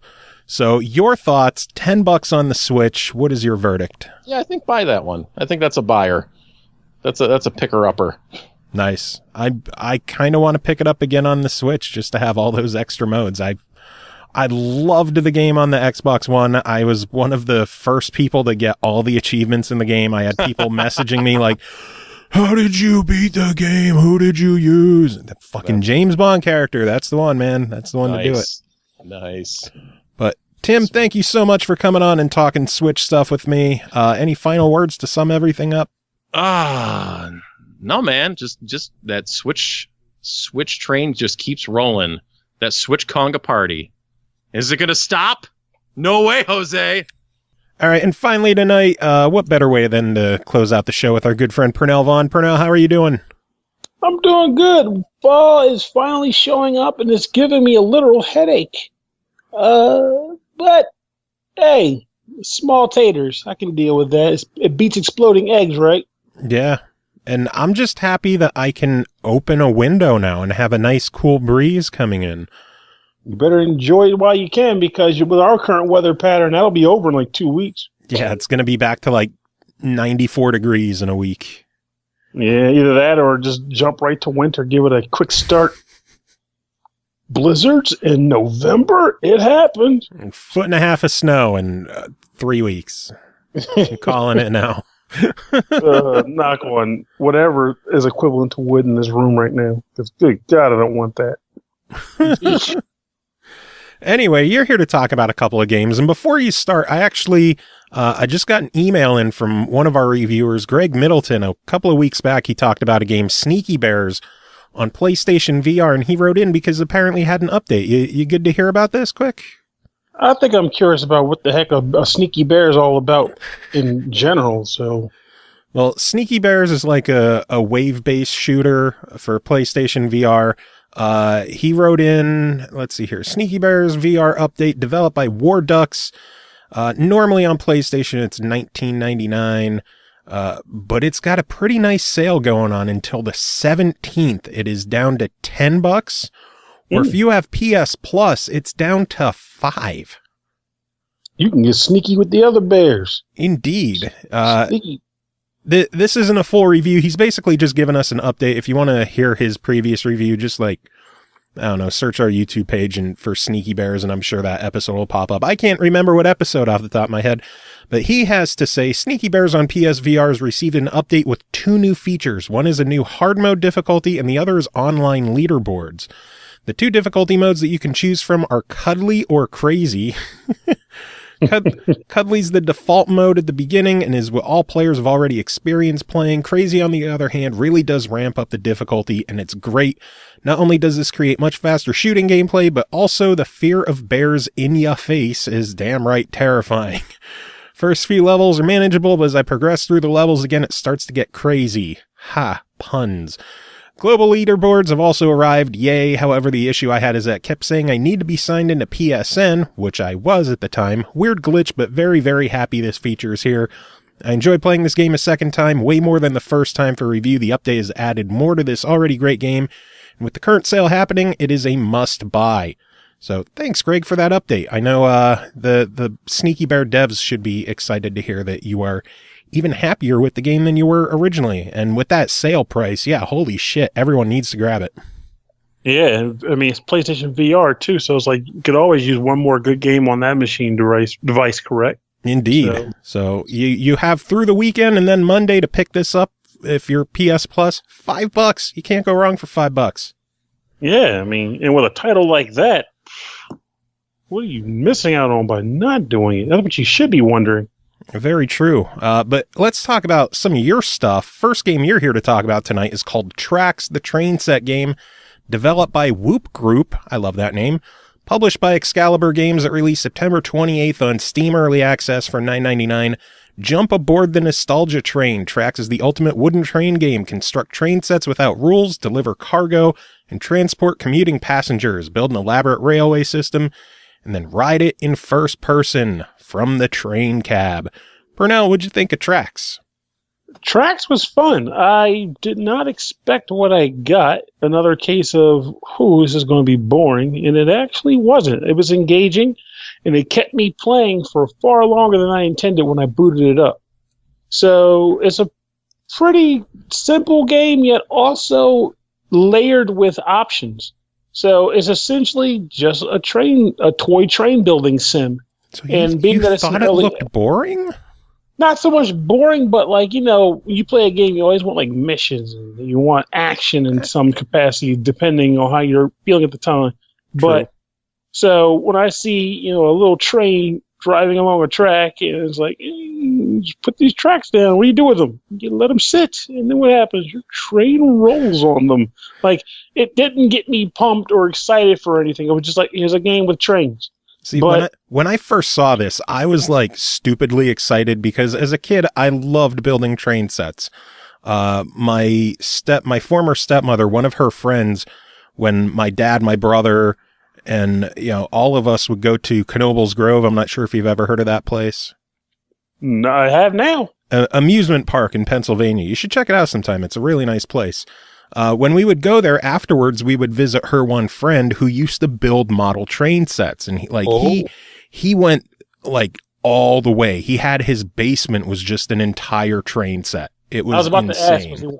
I was about to ask you, is one of those basement train set guys, because those are the ones that have the awesome sets, like in Beetlejuice. Mm-hmm. Like, he did not fuck around with his train set. And when I saw this, it just threw me back to my childhood. I was just bummed because it's only on PC for now. It's possible it could show up elsewhere, but I don't like reviewing PC games because if my computer can't handle it, I'm kind of fucked with the review. So that's why I had you on the case for this. I was stupidly excited about it when I saw it. Well, I'm glad you did put me on it because there's room to grow. Because, like I said, I didn't even think about what you just said because I never had exposure to model trains, but I did have exposure to, like, say, Hot Wheels cars and, like, building, like, rudimentary fake tracks around the house. So they're kind of like running alongside each other on a nostalgia train, not the same track, but similar roadways, a similar direction. So when you make that comment, it makes a lot more sense in there. But that might be what was tapping into me with this game, because I was genuinely having fun just trying to build weird train sets. And it doesn't require you to like set up scaffolding or anything like that. So essentially, you could just have a freaking sky trainway system. And there's nothing holding it up, and the game doesn't care. And if I can't imagine somebody being a stickler for that, because if they are, then why don't you just build an actual train set? I don't know. This game is allowing you to do weird stuff in a glorious way. So you can like create little tiny towns if you want. You can have just like a weird train station, because I think there's 2 areas that are open up from the start. And I guess it's early access, which is why a certain number of things didn't quite make sense to me, but I'll get to that in a little bit. But you get a clear environment, which is just a complete white space. Then you get like an apartment. And the clear white space is exactly as I said. There's nothing there but a train. And it just says, hey, build what you want. You can unlock a bunch of different components by just clicking on them in the toy box option that they call it the toy box. Like buildings, you can get like a water fountain, you can get a water silo, a speed sign that tells you the train to slow down or speed up. You get a multitude of different stations you can build. And it's just a generally awesome design. Like, you can actually like create tracks with various pathways so that when you're actually inside the train controlling it, you have to actually tell it which track to take on the right or the left side of it. And if you don't, it'll just kind of go straight and then careen into hell. Which I thought was pretty funny in this regard, because I was trying to figure out how to stop building a track and then start building a new track somewhere else. But that was one of the weird things about the controls that I did not quite get. And that's one of the small issues I had with the game. It's not a deal breaker. It's just something that you have to get adjusted to. Is the controls can get really weird, especially if you're the type that likes to use a controller. Because on a controller, you can't use a controller without the keyboard. You have to use them both. And there are definitely certain areas when cars are like trying to figure out how to manipulate the camera. That gave me some grief. But again, that's just something I guess most people will get used to, and I have it be an issue for them. But for me, I never quite did, because I'm kind of spacey like that. But it didn't stop me from wanting to build my crazy, skyway train system that kind of wrapped around this apartment, going underneath the tables and over the TV set, and a bunch of hills that you could go over up and down. And it was just fun to just, again, craft a ridiculous, fun train setup with really no sets of rules. There's also a passenger mode, too, which I started messing around with. And what that is, though I think this is also another case of being in beta or early access, because there was no like rewards or anything. But what would happen is the game would start you off and it would say, hey, we put some train stations down. Here are a few passengers. You should take them to that station. So you have to basically build a train set or a track set that accommodates passengers getting from the place they're starting at and to get dropped off where they want to go. Then every once in a while, I'll give you like side missions as far as like the types of passengers. Like, it might be one case where it says, hey, you need to take these residents to the residential train station. But then there's some business class passengers over there. They need to go specifically to the business train station. Oh, you have a certain amount of time in which to build a train, get the train over there, pick the people up, and dump them off, which I failed at every time because, oh my God, I just could not. But the time missions I was terrible at. And then there was a couple of weird ones. So there was one I did where I had to make the train jump off track 5 times, which I failed because, again, I never figured out how to disconnect the track and then build fresh track somewhere else. But the mission was to wait. I just realized how to do it. I hate everything. All right. You would do it by building the train track and then chopping it out in the middle. Duh. Well, there that goes. Purnell. Anyway, this game is good. All right. Yeah. I know it's in early access, so more updates are going to be coming. Usually, I know on their pages, they'll have info of like when it might come out of early access, but a lot of their stuff is still up in the air because they're waiting to see how the community responds to it. They said if there's significant content updates, the price could eventually go up down the line. So for $10 right now in early access, what's your verdict on it? I think if you have the level of nostalgia that you earlier mentioned, and you have a knack for just wanting to build and create things, and you also know that this is going to be a constantly growing project, I think it's worth picking up. Though I do want to ask a question that I'm not sure how often the companies listen to your show, but if this company's listening to this show, I just like the question, like, I went into the construction menu, or the toy box rather, which is where you again choose different components you want to place in the environment. And there's a mentioning of money in the lower left corner. It says 400. But I saw no place to use said money or how to earn said money. So I'm not sure if that's something that hasn't been fully implemented yet or what it'll be. But I felt like it was something that should be mentioned on the show, and hopefully they can answer. Basically, there's a mentioning of money. Seems to be virtual currency. It may buy something. I'm going to guess new parts if they decide they want to make some of the parts required to be purchased by earning in-game money. But it was just something worth bringing up. That could be something that's just not implemented yet. Yeah, that's what I'm thinking, because, again, I couldn't find a single use for it. Oh, well. Last game to talk about tonight is called Battle Chasers Night War, developed by Airship Syndicate, published by THQ Nordic. This one released October 3rd on Xbox One, PS4, and Steam for $29.99. Battle Chasers Night War is an RPG inspired by the classic console greats, featuring deep dungeon diving, turn-based combat presented in classic JRPG format. Why did I say cinematic? And a rich story driven by exploration of the world. Purnell, what did you think of Battle Chasers?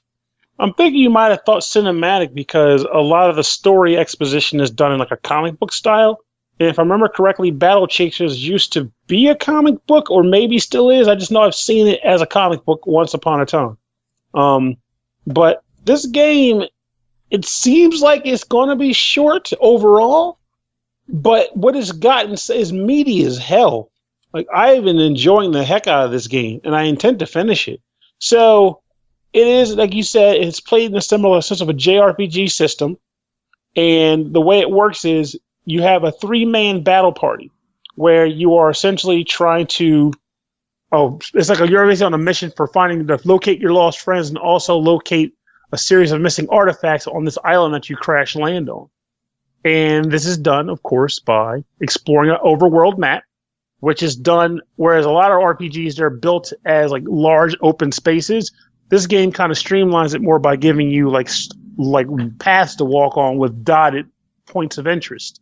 So you'd walk like from one dot across 3 dots to get to this next dungeon. Or if you want to go right at this crosshair, you can do that instead too. And it's not like a sense of complication where you can get lost, but you also still get a sense of exploring the map because there are points of interest to find and hidden treasures on the map that you can use to do things like equip your characters with new weapons and armor, all of which come in various levels of rareness, being like, think like, say, World of Warcraft, like common, rare, and like legendary, that sort of thing. And also, you get actual battles on the world map too. So you might see almost, instead of being randomized, thank heavens for that, there'll be little enemy icons that show up. Like, say, one of the enemies in the battle party will show up on the icon. If you walk up on it and interact with it, you'll enter a 2D battle formation. You're on the left and the enemy's on the right. And to me, the battle system in this game is actually legitimately fun. It's turn-based, based upon speed. So think sort of like, I don't want to say active time battle because the game stops while you're making commands, but still like a typical RPG system based on speed of character for initiative. And you have a set of normal attacks that can be done instantly when you select them. They cost no MP or mana in this game to use. Then there are also another set of skills called, well, skills. And the way they work, combat abilities, and the way they work is you can use them and they have different degrees of speed. There will be a very fast, or a slow. And depending on which one of those you use, determines how long it's going to take for you to pull the move off. But once you do, it'll activate and sometimes come with a ridiculous number of different traits, such as bleed. Stab a guy, he'll start to bleed. Every time he takes a turn, he'll lose damage or take damage. Or it'll be other weird things, like if you punch a guy and you do damage to him and then also put a shield on yourself using energy you stole from him, which actually I don't think I've ever played an RPG where they ask that you steal someone's life to make a shield. But this game has something like that. And another thing that's really cool about this game is the way magic works. So everybody has an MP meter.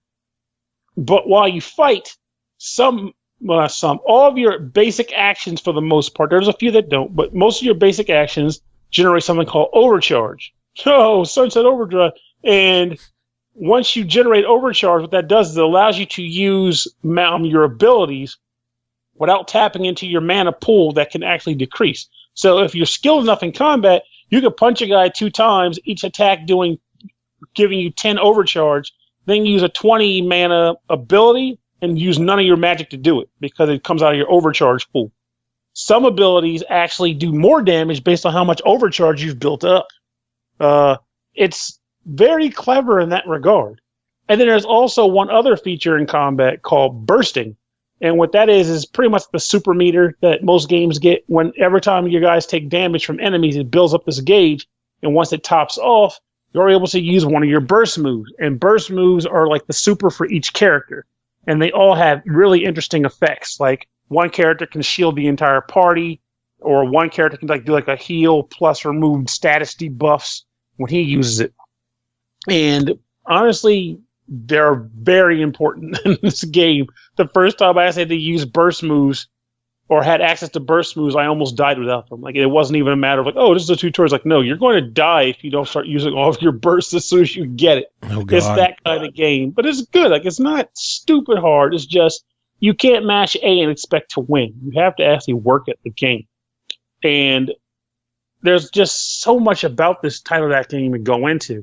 There's a alchemy system where you can use drops enemies put on the ground when you kill them. You can use those to build other items like weapons or items or potions or accessories. And that's pretty fun to do, though I suck at it because money is really hard to come by and I suck at selling things because I like to hoard stuff, so I'm perpetually poor. There's also a really cool feature I like about this game. There's a bestiary. And the way the bestiary works is it shows you information on every enemy you fight once you fight them. And the first time you fight them, it just shows you what they're called, what they look like, where you can find them, and what they're like, what they're about. Like, I'm a monk that lives in the mountains. I eat babies. It'll show you that. But every time for every certain number of times you kill a monster type, you get more information on it, like what drops it has, or what abilities it has, or what the abilities do, or its actual stats. You earn that stuff. And in addition to all of that, there's a set of perks that the game has. So what a perk is it has a title and it'll have like a perk, like ability to, like, go say, for example, you earn 10% more experience in combat when you have it. And you unlock it by fulfilling whatever criteria is associated with the perk. Like in this case, it would be Beast Hunter. And you have to kill 50 monsters of the Beast class. And if you beat 50 monsters of the Beast class, you get this permanent bump of 5 experience points for every character, for every fight. And there's other ones like bonus to stamina, or bonus to your speeds, or bonus to haste. All kinds of awesome stuff. And it makes you want to kill enemies instead of just kind of suffering through them, if you know what I mean. Yeah. So it's a cool concept there. Now, we think dungeon-wise, the way dungeons work in this game is pretty cool too. I'm not sure if other games have done them. Some have. I just don't remember which ones have done it. But the way dungeons work in this game is when you find one, you have access to it, and it has 3 different tiers of difficulty when you enter it. It'll be like a average, like minor. Let me see. Actually, it's like average, or there it is. Easy, average, and legendary, or normal, heroic, and legendary. And then each of those has a different difficulty, like average, easy, or hard. And the way that works is it determines the difficulty of the enemies inside the dungeon. It also determines what reward you get at the end by beating it. So you might go into the dungeon for the first time on heroic, which is the only way you can do when you first reach a dungeon. Plow through it, get all the treasure chests, kill the monsters, and beat the boss. And then when you finish the dungeon, you unlock legendary. Legendary will give you even better, most likely, like legendary item type. You know, like I said earlier with the different classifications of weapons. It'll give you a legendary item or weapon when you beat it. So it's worth going back to old dungeons and knocking them through again to see what rewards you get, and also get some experience on the side. Now, the game itself, I only know this because of the actual Bestia, or of the codex you get, which explains literally everything you do in this game. There are only 8 dungeons in the game, which makes me kind of sad in the sense like it's going to probably be short, but I think even though there's 8 dungeons, there's still a lot going on with this game. Like, it's a legitimately enjoyable title. I like the characters. I've never read the comic book before, so I have no general attachment to any of these people. But I enjoy the characters. I like the fact that the giant robot is actually the healer of the game. He's not the brute. The brute is the guy with the sword. And then the girl is like the tank. The little girl with the knuckles is the tank. So it's just, it throws a lot of conventions on their side, too, which I like a lot. Nice. But I know you mentioned you haven't read the comic. Fun fact, the comic only ever had 9 issues from April 98 to September 2001. Did they finish, or did it just get discontinued? He ended the series. Apparently issue 9 was a cliffhanger, and then he canceled issue 10 and put the series on hiatus. And now that the game is done, he's apparently going to go back and do a brand new arc for the comic. Because clearly, because it was a comic, the creator of the comic, Joe, I'm going to butcher the name, Madureira, I don't know, Joe Mad, which is what he goes by. He's the one who created the comic. He's the one who who worked with the game and did all the artwork with the game, which clearly means it's an absolutely gorgeous game. He's also the guy who did all the character artwork for Darksiders.